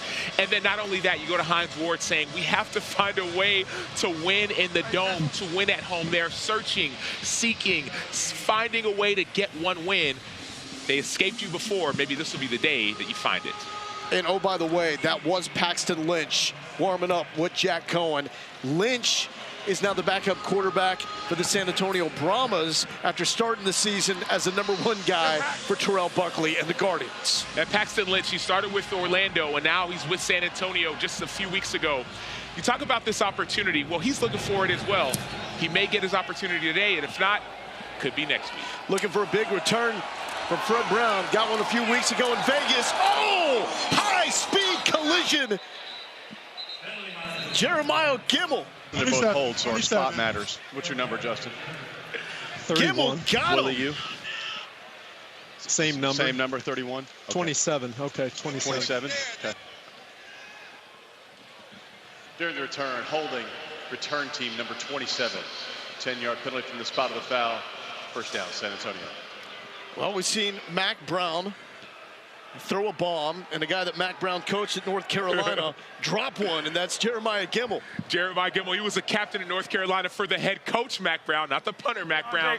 And he's a captain because of his leadership. We talk about this opportunity for the XFL. You may not be playing on defense. You're out there on special teams, run down, make a play, people notice. Patrick has been impressive at running back, 7 carries, 39 yards. And back to Patrick. He's trying to join Abram Smith from D.C. as the only players with multiple 90-yard rushing games this season. Let's go 1 on. There is Jimmy Johnson. Fake good bull lock trail. 1 on. Fake good bull lock trail. Hey, fake good bull. Fake good bull on Vegas. Ready. Make sure you get out, JP. That is the offensive coordinator for the Brahmas, calling plays for the 5th straight game. Taking over for Jaime Elizondo. San Antonio really wanted to spread it out when Johnson took over. They tightened up their formations lately. Patrick, lethal out of the backfield. Move him. One benefit of the check down is when you get into a guy like Jacquez Patrick, because why? He's going to get yards after contact. People don't want to tackle a guy who's 240 pounds, so trust him and get the ball in his hands.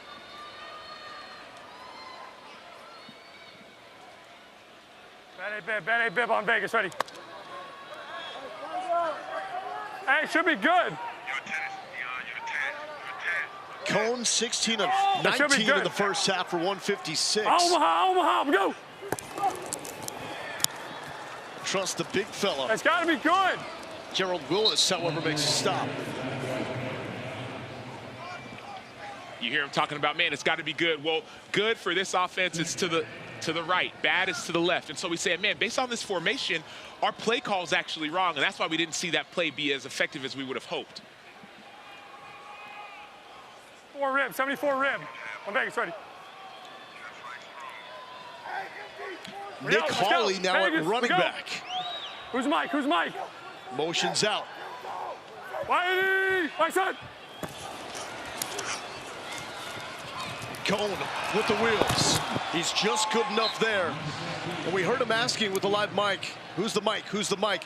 What's the significance of that? Well, the significance is for the offensive line. It depends on who you're going to slide to, who you're going to block. And so that helps identify, hey, who's our Mike linebacker? Because that's who our center has to block. Because our running back, quote unquote, it was a receiver, is motioning out. Who's the mic? Vegas, Vegas. We go. 3rd and 5 for the former Wisconsin and Notre Dame quarterback, Jack Cohn. Cohn to an open man. Hit immediately, but hauled in by Travis Toivonen. The only Brahma averaging more than 10 yards per catch this season. Just doesn't have a lot of catches to his credit. Former standout at North Dakota. Not North Dakota State. Bad Bear, on Vegas, ready. Bad Bear. And he played in other spring football leagues. He was MVP caliber. He knows how to succeed at this level. Enormous 3rd down conversion there for the Brahmas. Back to the beef. If it ain't broke, don't fix it. Steady diet of Patrick. And number 3 rusher in the XFL. And this slow, methodical drive can seem a bit boring, but this is the time. They call it the alumni zone. Middle of the field, where you can take a shot down the field. I believe you're over here. No, you're over here.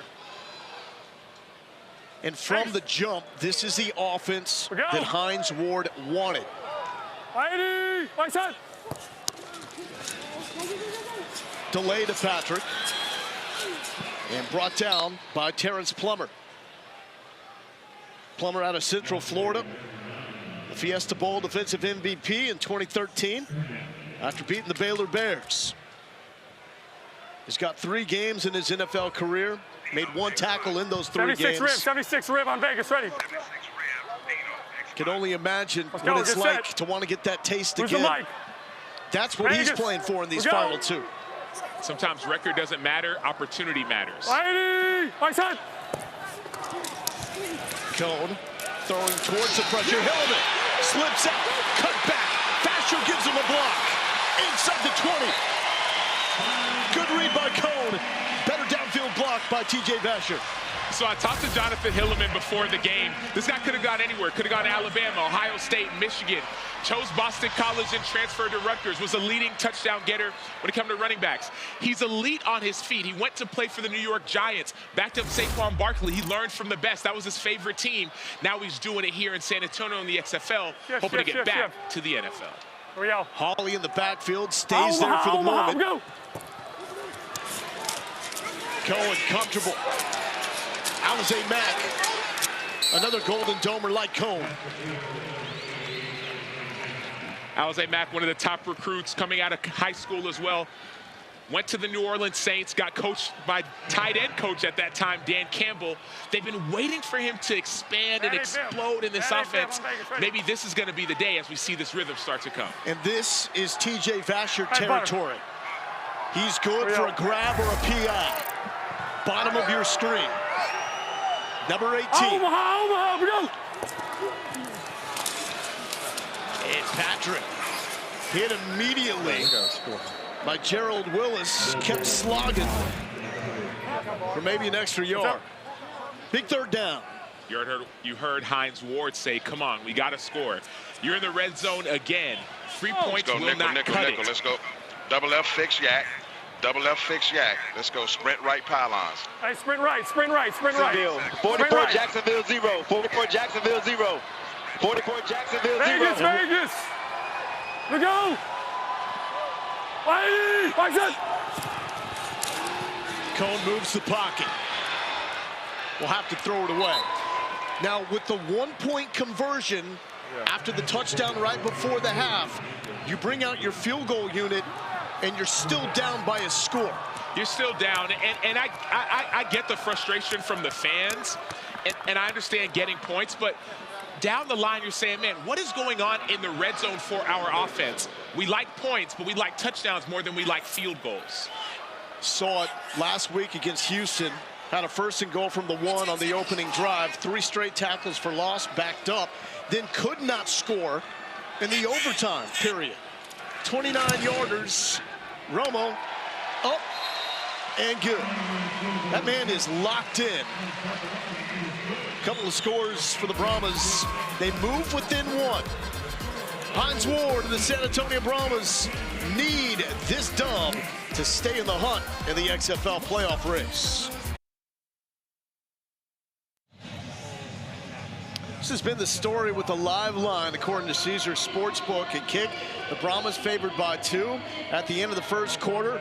After that touchdown by Jordan Thomas, Orlando favored by 2.5. Moments ago in the break, it was Orlando by 1 and a hook. And right now, San Antonio is the favorite. I don't know if I'm feeling this, Sam. I just think Orlando has a lot more potential to score than San Antonio does. That's what it's felt like all game long. And maybe, all season. I'll say that's correct, all season long.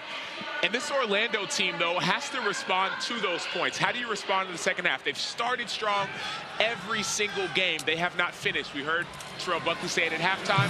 Let's see how they respond right now. Dedrick Thomas, second tackler for the Brahmas, bringing him down. Week number 9 continues tomorrow afternoon at noon Eastern with an ESPN doubleheader. Starts with the Defenders hosting the Renegades, followed by a big one between the Sea Dragons and Battlehawks.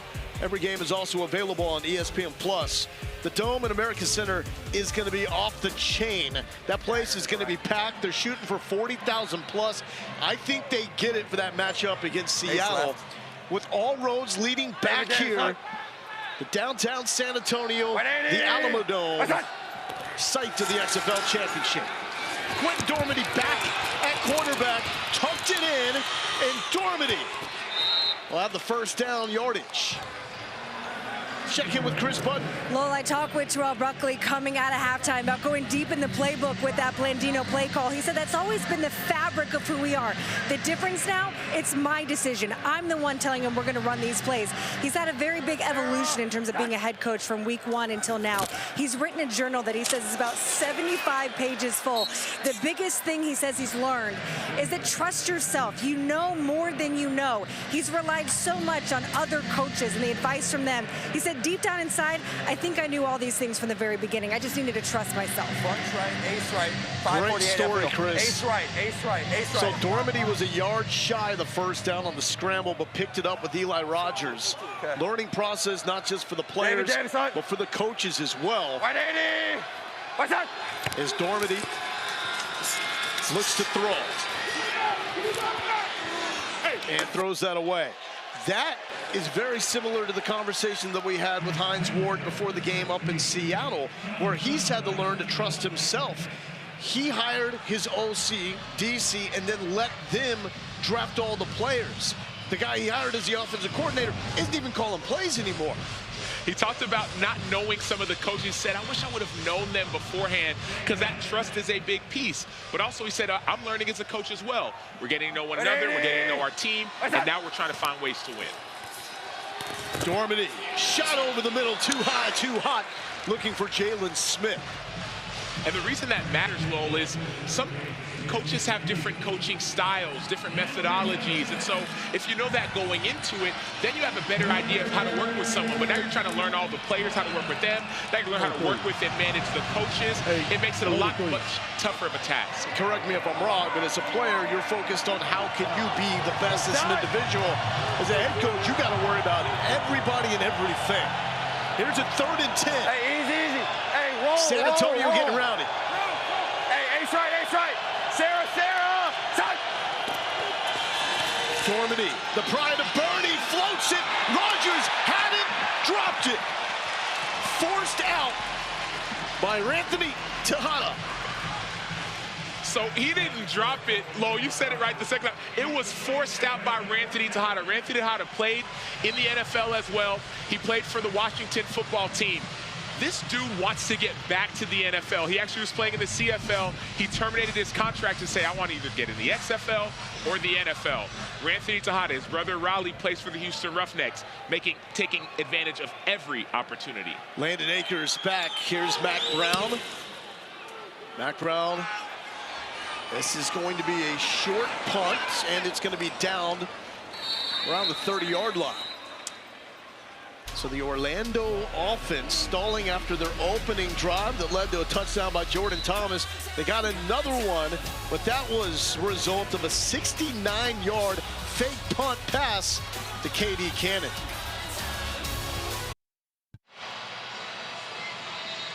One of the benefits of the XFL is they have these tablets on the sideline. In the NFL and in college, you can see pictures. Now, you actually have the entire video. So you see Sean Williams, he was a linebacker. Now he's playing safety. Talking to Jordan Williams and Rico Jeffers, who finally came back. Communicating ways they can get better from a play that just happened previously. This type of communication is what great defenses do. This is why they're the #1 ranked defense in the XFL. It's not just coaches coaching players, it's players coaching players. That's called ownership. That's what the XFL is all about. Setting up real-time adjustments. San Antonio back in the picture. Vegas, Vegas. After a late touchdown drive in the first half. Capped by Dikes Patrick. Hilliman's the running back. Jack Cohn. Now as a Mack will try to get up and drag a defender with him.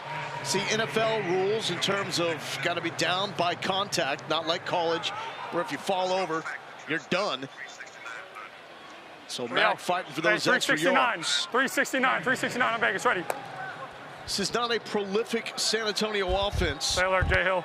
Patrick's touchdown was just the 4th offensive touchdown in the last 6 games for the Brahmas. Check down to Hilliman. We've got a flag. Flag down. The last win by San Antonio, they did not have an offensive touchdown. They scored on defense. They might need another one of those here to win this game. What was the results of the play? First down. First down, okay. Holding, offense, number 62. 10-yard penalty, repeat second down. Dwayne Wallace out of Kansas, the guilty party. Moving the offense back. Jack Cohn, by the way, season high 208 passing yards. We've seen throughout the course of the season, his completion percentage will look pretty good. 75 Thunder on Vegas, ready. But the ball just doesn't move anywhere. We're not seeing the ball historically get down the field. Now, we saw a little bit of that today. I expect more of that because the season is on the line. Omaha, go! Cohn going through his progressions is going to be brought down by Jaquan Blakely. So one frustrating part about a sack like this, yes, it's a coverage sack. It was a 3-man rush, but it's a 3-man rush. Oh. Go in. So spread right, 66, auto stop, wide bend. 66 on Vegas, ready. Okay, double buzz. Double buzz. Tight. Tell him tight. Vegas. Tight. We go. Get out. That's a 3-man rush. Tight, double buzz, get out underneath the out routes. Cole wants it all. Holly's open. Has it into Orlando territory. One thing about the buzz, if you're buzzing underneath the out route, someone has to stay over the deep routes. That's why you see the anger and the frustration. You hear that double buzz. Eyes on the quarterback, but you have to run with that. So Nick Holly gets behind the defender. They weren't expecting a deeper route, and that's where the problem in that play. 44 yards, the longest play all season for San Antonio. Cohn flushed. And will float this one out of bounds.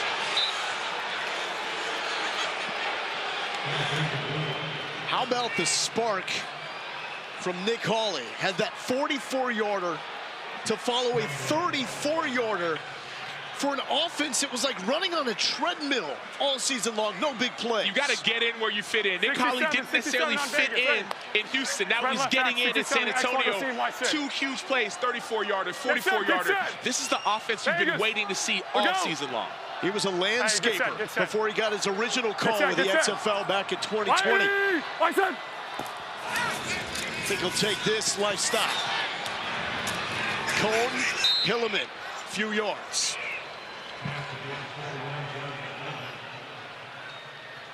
Again, this is Hines Ward trusting the process.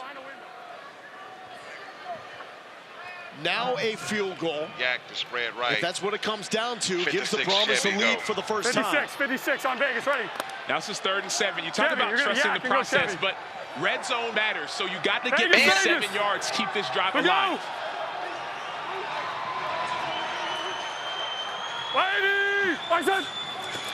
Big pressure pressured by Orlando. Cone sees it. Told it in.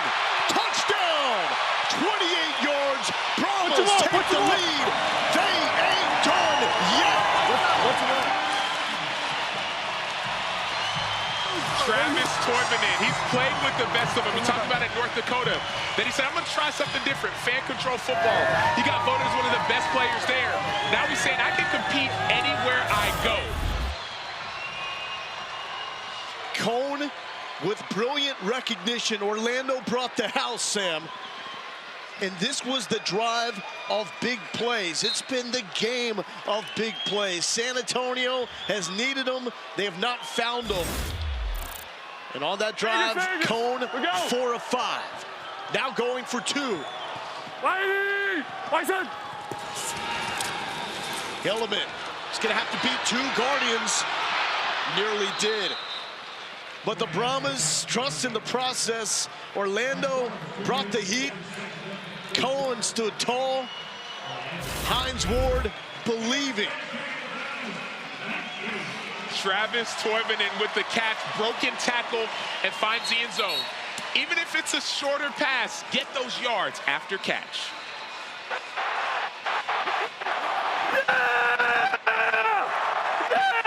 What you want? What you want?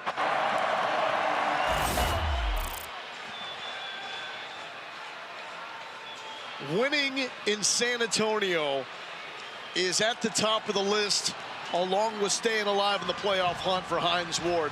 He loves these fans. It's an amazing city with amazing people and sports fans.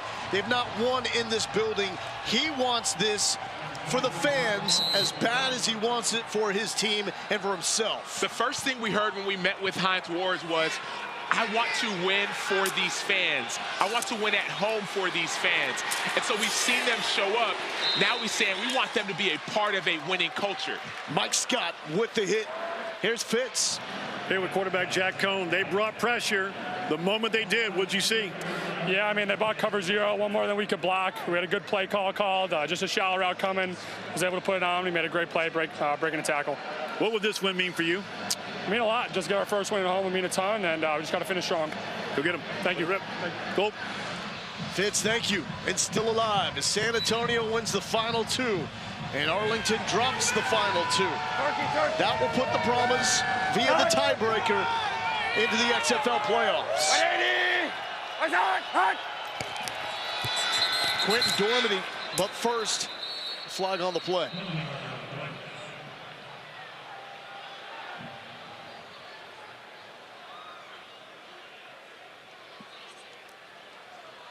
Did our clock move on that? Yeah, what needs to go to 2:07. 2:07 on the clock, yep. Neutral zone infraction defense prior to the snap, causing the offense to react. It's a 5-yard penalty. Please reset the game clock at 2 minutes, 7 seconds, 2:07.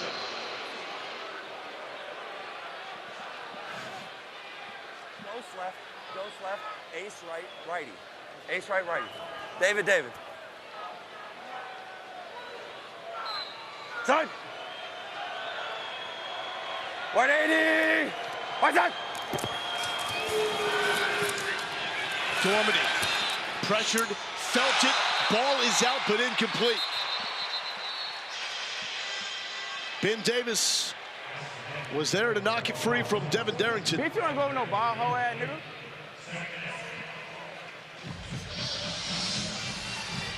Bunch. Motion, Corvette. Bunch left motion, Corvette. Ready?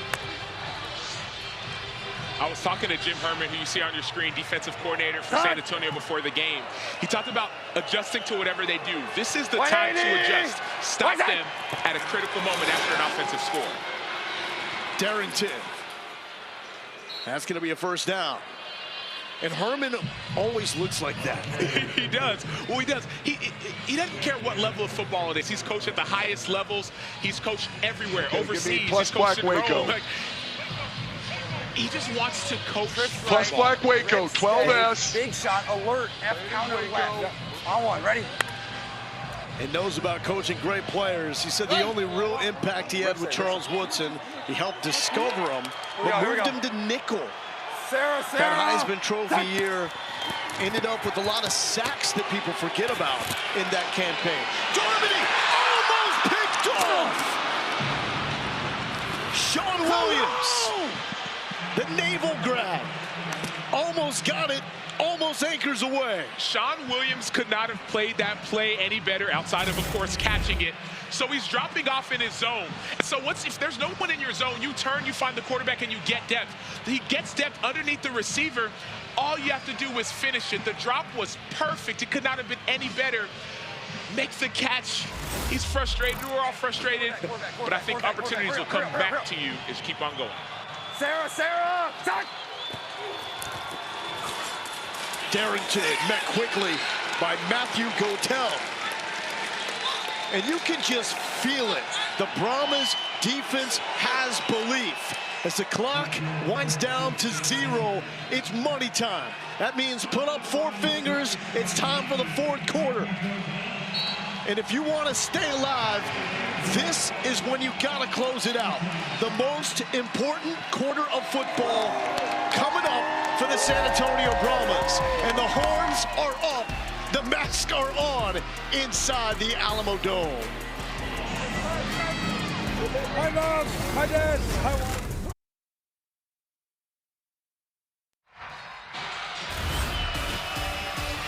XFL playoff starts Saturday, April 29th on ESPN2 with the South Division Championship. We know that's going to be in Houston. And Sunday, April 30th on ESPN, the North Division Championship. And we will crown an XFL champ on Saturday, May 13th on ABC, right here inside the Alamo Dome in San Antonio. Laura Galindo here with Sam Ancho. The path to the playoffs for the Brahmas. It's simple and complex. What they've got to do, win the final 2, including this one. Arlington must lose the final 2. That would put the Brahmas in, being the tiebreaker. Pressure, ball is out. A chase with the big bodies to get there. And it looks like Brett Boyko made one of the biggest plays of the season for the Guardians by chasing down that fumble. And you don't have to even guess who made that play. It was Delonte Scott. You ain't got to guess. I told you. Delonte Scott sees Boyko's hands. He lifts them off of him and doesn't just get the sack. No, he goes and gets the ball. Why? Because that's a sack and a forced fumble. Those are the plays Delonte Scott's been making all season long. That's why he's top 3 in sacks in the XFL. His coach, Joey Porter, called him an avatar. He's 6'5" tall. All he does is make plays. And this Orlando offense has stalled since Mac Brown's 69-yard fake ended up in the hands of KD Cannon. Momentum all on the side of San Antonio. Catch episode 6 of the XFL docuseries, Player 54, Chasing the XFL Dream. Available to stream on ESPN Plus. Directed by Peter Berg, this 9-part docuseries chronicles the creation of the XFL under new ownership and provides an all-access look at all 8 teams. By the way, Delonte Scott has played in 7 games. He's got 7.5 sacks. One of the absolute stars in this season of the XFL. Cone back to work with Jaquez Patrick. Cone to Patrick. Patrick's going to have a first down. Ball is out! Into the hands of Stanley Maponga. Game changer. Here we go, Sam. The oldest player on the Guardians roster. Papa Bear bringing it in. Papa Bear needs to work on his dance moves. But that was a great play by Stanley Maponga. You saw it. Jack Cone saw nothing downfield. He takes the check down. Then you see Maponga, eyes aware, running to the ball. And sometimes, like as they say, the ball finds me. And it was forced out by Terrence Smith. And Orlando now has great field position. They got to make something out of it.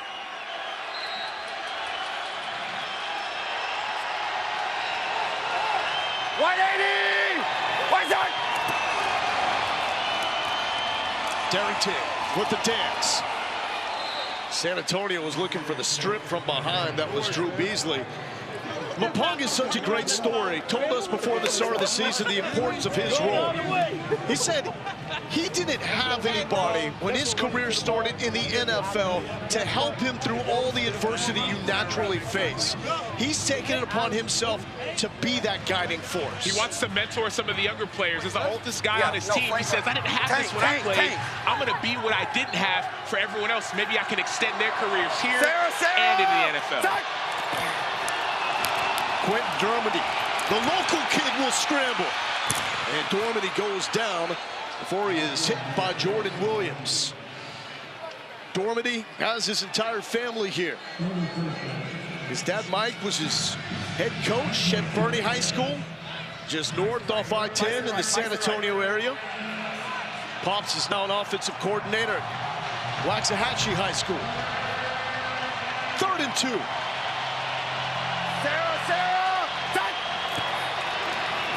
Darrington, first down, looking for more. Looking for the sideline, little cutback.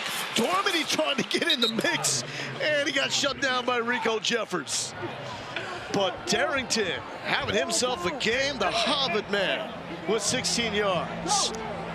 That was a great run by Darrington, but no one had the running back. We saw Delonte Scott get up the field. If it's a pass, you can get up the field. On a running play, someone's got to go quarterback to cutback. Bunch right motion, scat right after action. Scat right, scat right, scat right. The quality of football, especially in the second half of the season, has been brilliant in the XFL. Every game is close. No favorite is safe. The Brahmas the favorite here, but the Guardians with just one win, fighting like their entire season is on the line. That's Andrew Jamil out of D2 Stonehill, where he had 3,600 receiving yards in his career. Easy, easy, easy. Fetch, fetch, fetch. Hey, ace right, ace right, ace right.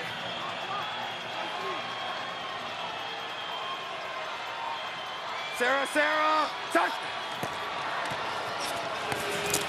Dermody high and through the hands of Jalen Smith. Tejada in coverage. San Antonio with some shutdown DBs. We haven't called Luke Barku's name tonight, but Barku has been the best shutdown corner in the XFL, wearing number 1 in black. His counterpart Terrell Bonds. In number 2, Cameron Kelly. You're the drive. Has also been a force. You see him on the left side of the screen. 180! What's that? 3rd and 6 for Quentin Dermody. He's got time. Dropped. Field goal. Katie Cannon could not hold on. Cam Kelly, maybe he heard the footsteps of Kelly. And we heard the call from Buckley, field goal. That brings on the former Lou Groza Award winner. Started his career at FIU, finished at Miami. This is Jose Morgales for 52 yards.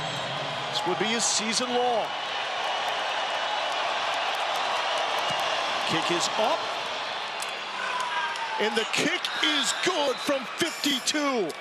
6 straight makes for the former top kicker in all of college football.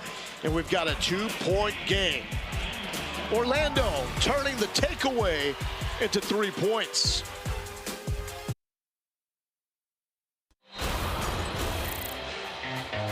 Welcome back to San Antonio. Sam, Jack Cohn had a lot to prove in this game. And he's been proving it. Not only his receivers, but also himself. His offensive line, receivers stepping up. Nick Holley stepping up. Everyone on this team has heard enough of the noise, and they understand how to play desperate.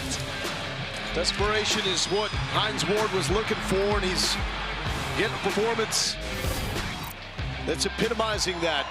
San Antonio leaving everything out here. They picked it up after a slow start. 296, a season high for Cohn.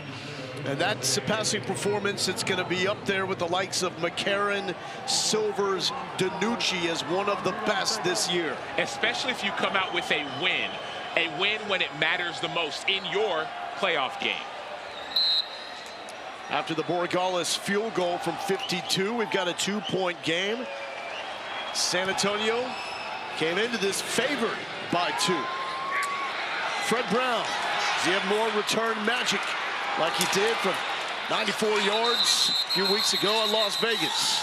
The answer there is not at the moment.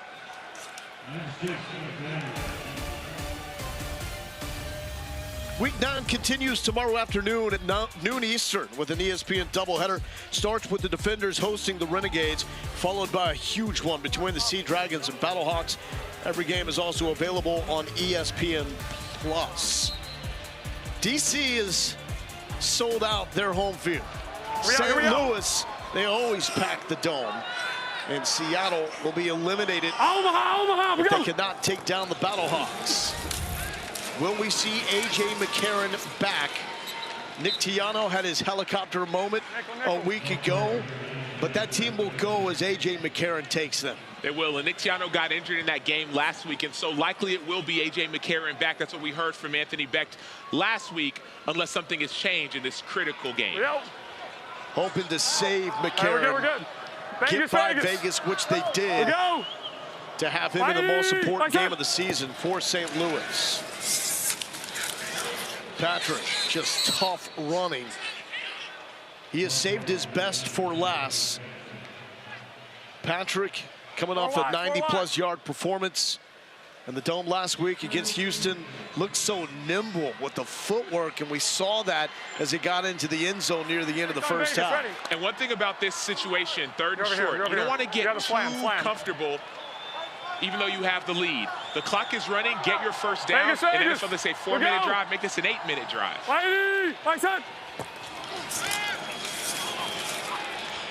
Cone tipped, almost picked. That was the gift the Guardians desperately needed. Hey, Justin. Wow. There are almost 3 different players that could have intercepted that ball.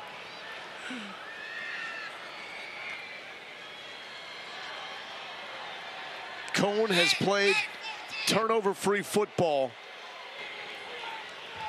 He had 2 interceptions on back-to-back throws to end the first half and open the second half. And the loss last week, almost had one there.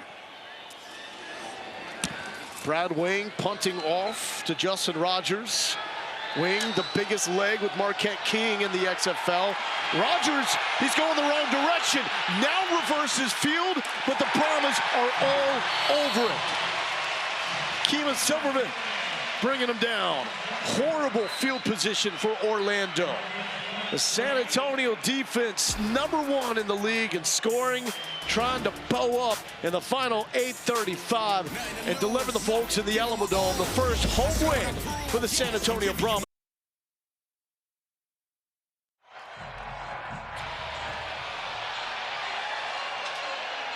Welcome back to San Antonio. Fitz just caught up with Brahmas head coach Hines Ward. Coach, what'd you see? We saw some potential flags, but, you know, the thing is, we just want consistency. That's all. I think everybody in the league just wants consistency. So for us, man, we just still got to fight. We're still in this game. We're not going to worry about the refs. Thanks.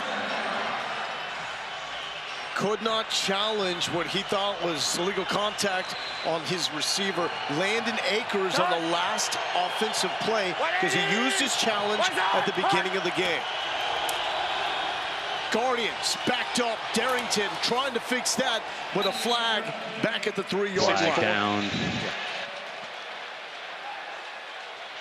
Holding, offense, number 64.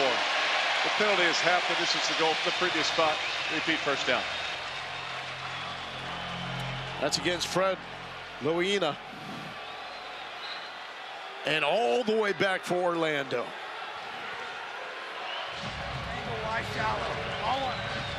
Talk about finishing. We heard their head coach Terrell Buckley say it at halftime. Haven't seen it this season. Will they finish at this moment? Dormady complete to the 10. Logan Carter, former Oklahoma State Cowboy, native Texan with the catch. Let's check in with Chris. Well, the Guardians getting very thin at running back. Dedrick Thomas is out. He's got a splint on his right hand and wrist. Mind you also that Jermaine Martin also did not make the trip. That leaves Devin Darrington as right now their only running back. Thomas also one of their key returners as well. Chris, thanks for the update. Becker! Becker! 180! What's that? Working through the noise. He got hit above the neck. Was looking for Jordan Thomas. And this is going to be a call against San Antonio. What are the results? Incomplete? Incomplete pass. Personal foul. Roughing the passer. Defense number 45. 15-yard penalty. Automatic first down. And that's Delonte Scott, a little too aggressive with the hit on Dormady. And that's a call where you talk about, should it be challenged? Delonte Scott avoids the cut block. Yeah, maybe that second act is what Dean Blandino usually talks about, instead of pulling him down. And that not only moves the chains, but gets Orlando out of the noisy end zone with the Brahmas fans. Down by 2. Plenty of time left. Picked off! Beasley! Doing it himself! Say hello to your new best friends.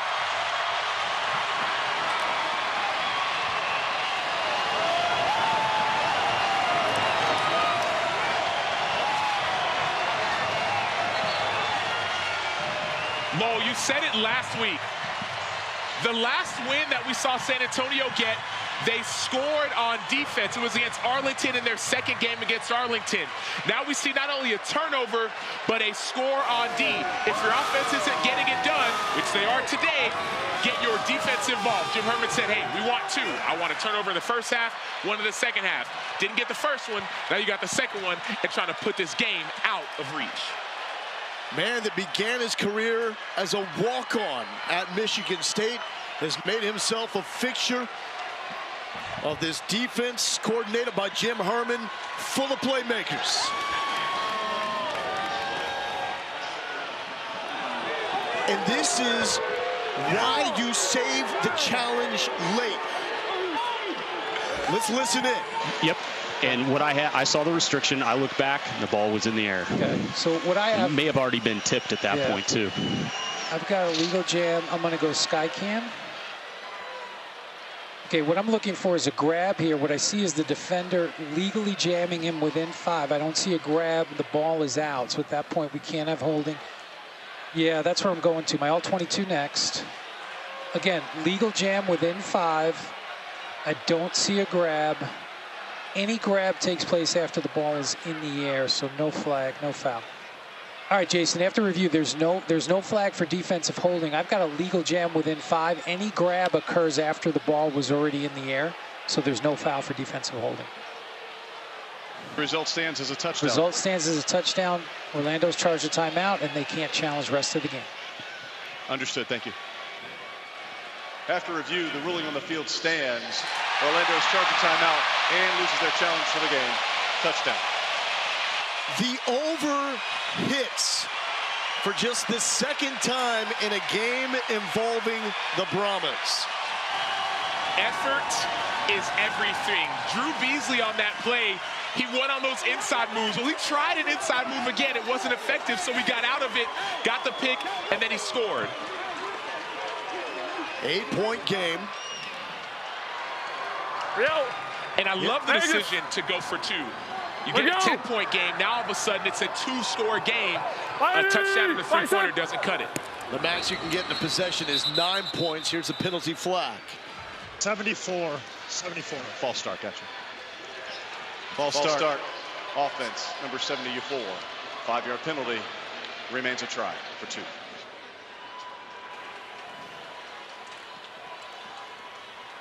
So this is what we were talking about earlier. Even though this moves San Antonio back to where a 3-point conversion would be attempted from, since they initially declared 2, This is still a 2-point attempt from the 10. And I don't mind this call at all. Why? Because it's already an 8-point game, and so if Orlando scores, they need a 3-pointer in order to win, a 2-pointer to tie. And so go for it, put the game out of reach, or at least make it a 2-score game, even though you're doing it with this penalty from the 10-yard line. And a timeout.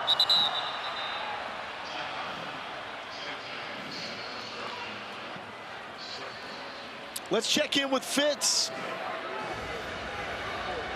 Drew, if you can compare anything in your life to a pick-6 touchdown for a D lineman, fire away. Oh, man. I mean, there are countless memories I could think of, but, you know, that memory, first touchdown I've scored in a long, long time, maybe since middle school. You know, being able to jump in the crowd, you know, I envisioned myself, you know, making a play like that, jumping into the stands. It was awesome. You've lost several home games here by 2, by 3, and again by 2. What would this one mean if you can hold on? Well, I mean, the fans deserve a win. You know, be the first win out here in the Alamo Dome. You know, these are a special group of people here in San Antonio, and, you know, they deserve nothing but the best. You give credit to a coach on the other sideline named Mark Snyder, happened to be your D-line coach at Michigan State. Yeah, I love Coach Snyder. You know, he taught me a lot.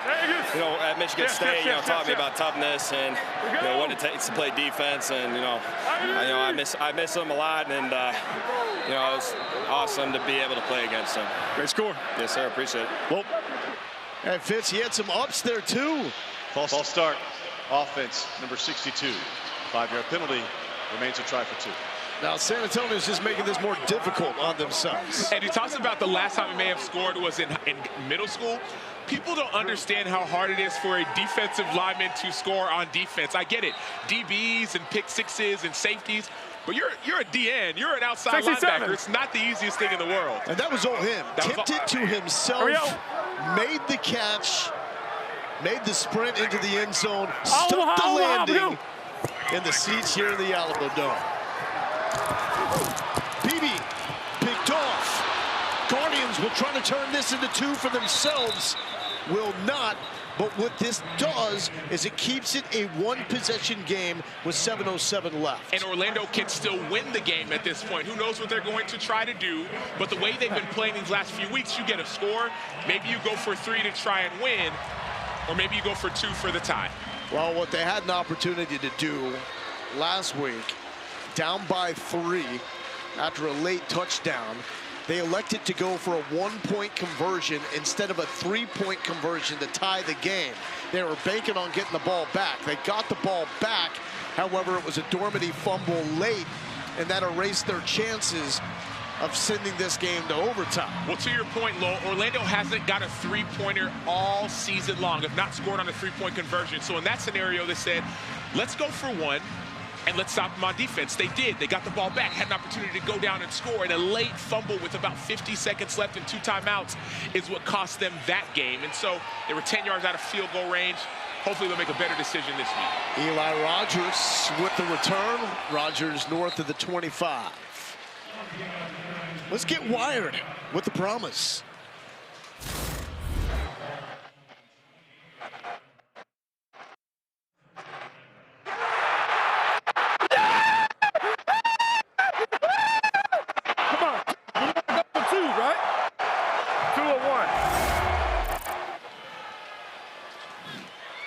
Hines Ward absolutely loving it. San Antonio is in the playoffs if they won the final 2 games, and Arlington loses the final 2. That's the only path there, and they would be there via the tiebreaker. How is that complete to Charleston Rambo? DeAndre Francois was flirting with an interception, a dangerous one at that. If I got on one too many dates, you flirt that much, man. That ball was tipped by Devin Darrington. He was the intended receiver, and then the ball falls into the lap of Rambo. Could have been intercepted. You can't afford plays like that at times like this. I don't know if that was to Darrington. He put his hands up like, my bad for getting in the way. 2nd and 1. Guardians have been eliminated. They're fighting for a strong finish here. 3 on the play clock. Francois into tight coverage. Broken up by a pass intended for Charleston Rambo. And that is Sean Williams, who is slowed. former captain from Navy. Being checked out. This is San Antonio defense that is already thin. They lost their leader on the back end, Jack Kerner, to an MCL injury after an interception last week. Ryan Lewis, standout DB, lost with a hammy injury. Sean Williams also fulfilling his naval service while playing in the XFL. In the city of San Antonio, you got a soft spot in their heart for players from the Naval Academy, as this is the house that David Robinson built. Let's throw down the Fitz. I reached out to Ken Niumatalolo, former legendary Navy head coach, about Sean Williams, and he summed him up as an unbelievable person off the field. Guys gravitated to him. That's why he was a captain. Also a fearless, fierce football player. You talk to anybody at Navy about Sean Williams, Scott Strassmeyer, their longtime SID, they all say the same thing. One former teammate. Hold on, Lowell. Go ahead with this. Yeah, this is Darrington to the open field. I tell you to bring him down. Adewusi will try inside the 5. Devin Darrington. That's Harvard speed right there, Sam. Well, we're seeing the same thing over and over again. It's third down. You're rushing up the field, but Drew Beasley, in this case, you have to see the offensive tackle as a square stance. He's not pass blocking. He's run blocking. And so you have to go quarterback to cutback. Your job is to keep that ball from cutting back, and that's the second time we've seen San Antonio give up a big play on third down, thinking it's pass. 59 yards for Darrington. Trying to stay up, one-handed tackle there by Delonte Scott. Saint over yet as we head to the final 5 minutes of a game that means far more for the San Antonio Brahmas than it does for the Orlando Guardians. That is when it comes to the playoff picture. But every player on the field is looking to put together positive film to get a shot in the NFL. Darrington just put together a highlight.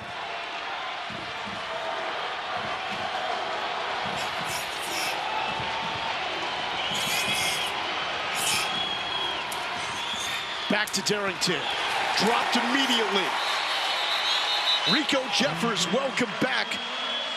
Returning to the Brahmas defense after missing time on the IR with an ankle injury. Former Texas Tech Red Raider.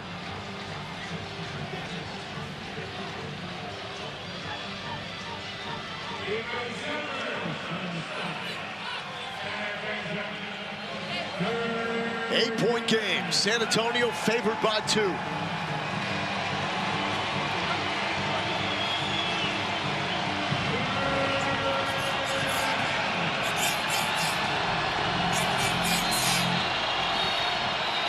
And a timeout by Orlando.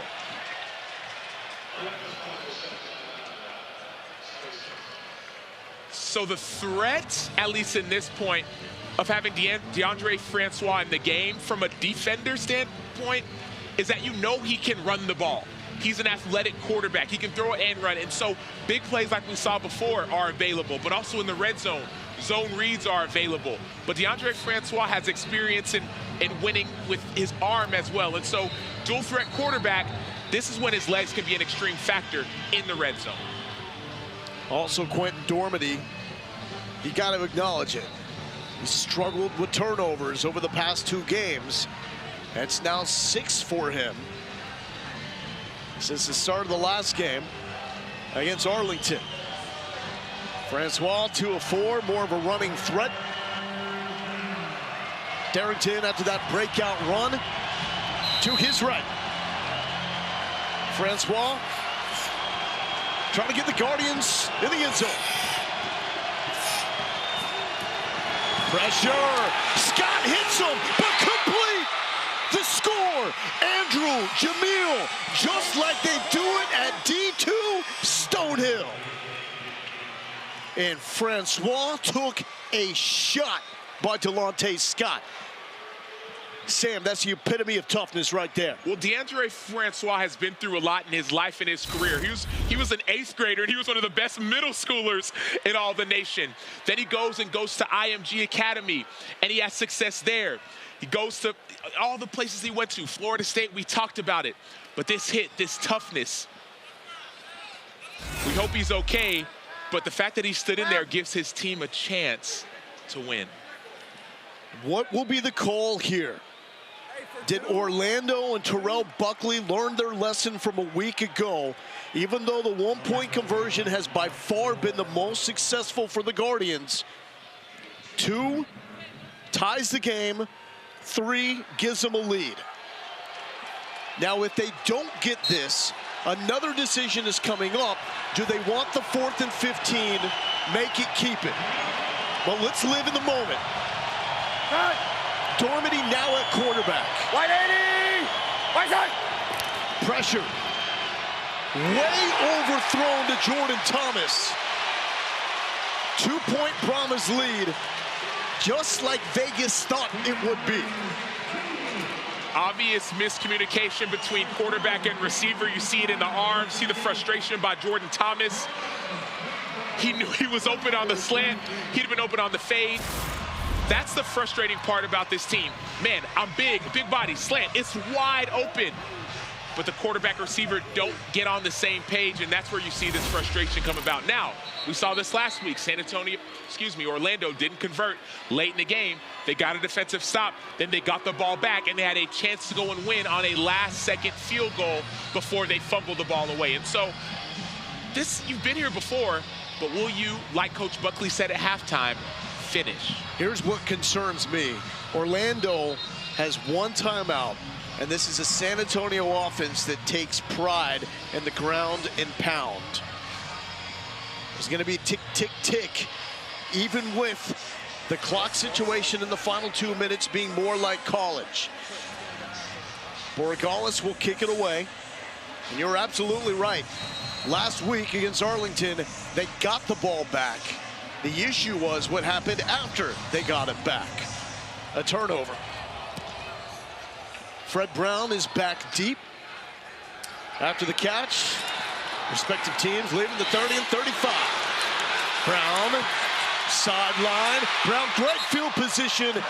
Hit hard at the 40.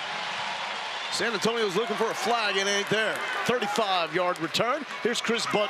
Well, Francois, after taking that huge hit, they were looking at his left ribs. He's going up, high-fiving everyone, saying he's good to go. He'll go in if they get the ball back. Sam, that is standing tall in the face of pressure in so many ways. And the fact that he could even go in if they get the ball back means a lot, too. That dual threat means everything for this team. Now it's time for San Antonio to play keep away. We'll go. But on a night in which the offense is clicked with big plays, maybe they're going for the dagger. Patrick wants the jugular. Just shy of the 40, 19 yards. Jacquez Patrick has been the story, not just of this game, but of the latter half of the season for San Antonio. He sees the vision, that ball's supposed to go inside. He sees there's no edge, no defense, no edge, no chance. He bounces to the outside, and then he gets extra yardage. Same good Oscar on Vegas, ready. Get a bruised and battered San Antonio offensive line. Fine 3 more minutes of excellence to close this one out. No surprise, back to Patrick. Patrick, ping pong, 2 more yards. And here's the frustrating part if you're a defense. It's the same play. You're chasing off the back edge. It should be either a tackle for loss or maybe just a no gain, but his big body, 6'3", 242, he falls forward for a few yards, puts you in a favorable position. Next up, Arlington and DC on Sunday. DC with a win. They have home field in the north.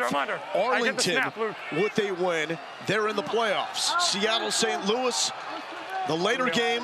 Battlehawks in with a win there. Omaha, go. Brahmas need 2 straight, combined with 2 straight losses for Arlington. All of the Guardians are there. That's going to set up a pivotal 3rd down as we're getting close to the 2-minute warning. Now we can go down to the 2-minute warning unless Orlando wants to use a timeout here. And they will elect to take this all the way down to the final 2 minutes. Sam, you wouldn't know it.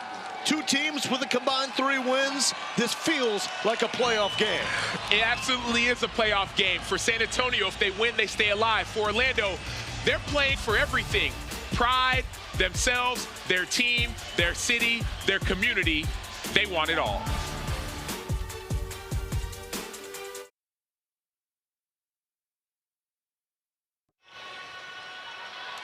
Welcome back inside the Alamo Dome in San Antonio, Texas. Loa Galindo here with Sam Acho, Ian Fitzsimmons, and Chris Budden. In a few weeks, we'll play the XFL championship game here. If San Antonio and Hines Ward want any shot of being in that game, they have to finish here in the final 2 minutes. That is the first the first domino that must fall in a season in which those dominoes have fallen the wrong direction for Hines Ward. Can they deliver the first home win of the year to these passionate San Antonio fans? 3rd and 6. Cone, his best game continues. To Akers, that will be a first down. Clutch throw. And now, with under 2 minutes left, 1 timeout for Terrell Buckley. That was the stop that the Guardians needed. Hey, let's go. Bad frog. Let's go. Let's go. Sam, hey, you're going to push the clock? Jack Cone is looking like a dude. Hey, we're good. And it's not only Jack Cone, it's all the guys who have stepped up around him. Now, obviously, this involves line to gain, so Dean Blandino can review it. He's seen it was a correct call. Hey, we got time. No more timeouts. This game is very close to being over. Now, tick. We got time. Orlando can stop the clock only once. Here we go. All right, here we go. Omaha, we go. Back to Patrick. Weaving. And this should be that timeout for Orlando. Sam, I just go back, even though it's still relatively early for that 4th and 15 opportunity, it's there for a reason. It's built so you have a shot to get the football back. Why not take advantage of it? Because last week you were in this position and you didn't take advantage of it, and it worked out very, very close to being in your favor, to the point that you were the one who beat yourself. You didn't get beat, you beat yourself, you fumbled the ball away. And so in this position, you're thinking, okay, if I get a stop like I did last week, I'll have an opportunity. It didn't work in your favor. 3:55 was left on the clock when San Antonio got the ball back. Now, if you're down by 2 and you trust your defense anyways, go for the 4th and 15 and hold even if you don't get the ball back. Force a field goal, and you still got time. But that's too big of a field position switch. That 4th and 15 is from the 25-yard line, your own 25-yard line. So if you don't get it, that's a guaranteed field goal, maybe a touchdown. So I don't disagree with the decision, but now the position has been changed. The fact remains you needed the ball back to have a shot to win the game.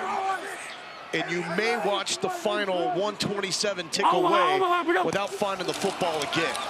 Patrick will try to put the finishing touches on it, but man, this Orlando defense, they are hitting even in the final moments of this game.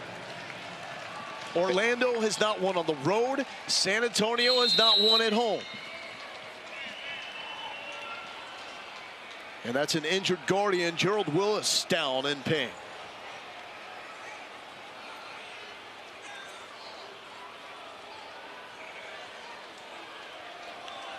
Frustrating season for Terrell Buckley. His team started hot in this game. Opening drive, capped by a touchdown and 2-point conversion. Jordan Thomas from Quentin Dormady, playing without the XFL's leading receiver in Cody Latimer. Got the week off, having some knee issues. And they've been so close, so painfully close in so many games. But so has Hines Ward and the San Antonio Brahmas. But they're finding a way to stay alive. Is it too little, too late when it comes to the XFL race?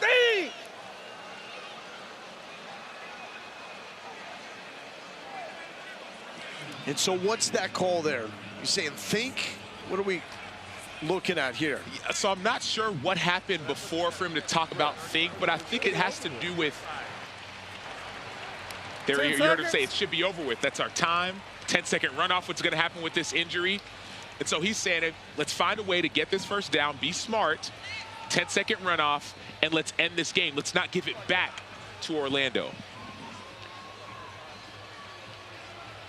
The teams that have had the most success are the teams that take advantage of what make the league unique.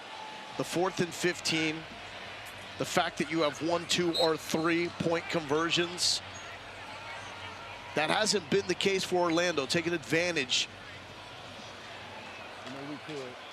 of the intricate nature of this XFL.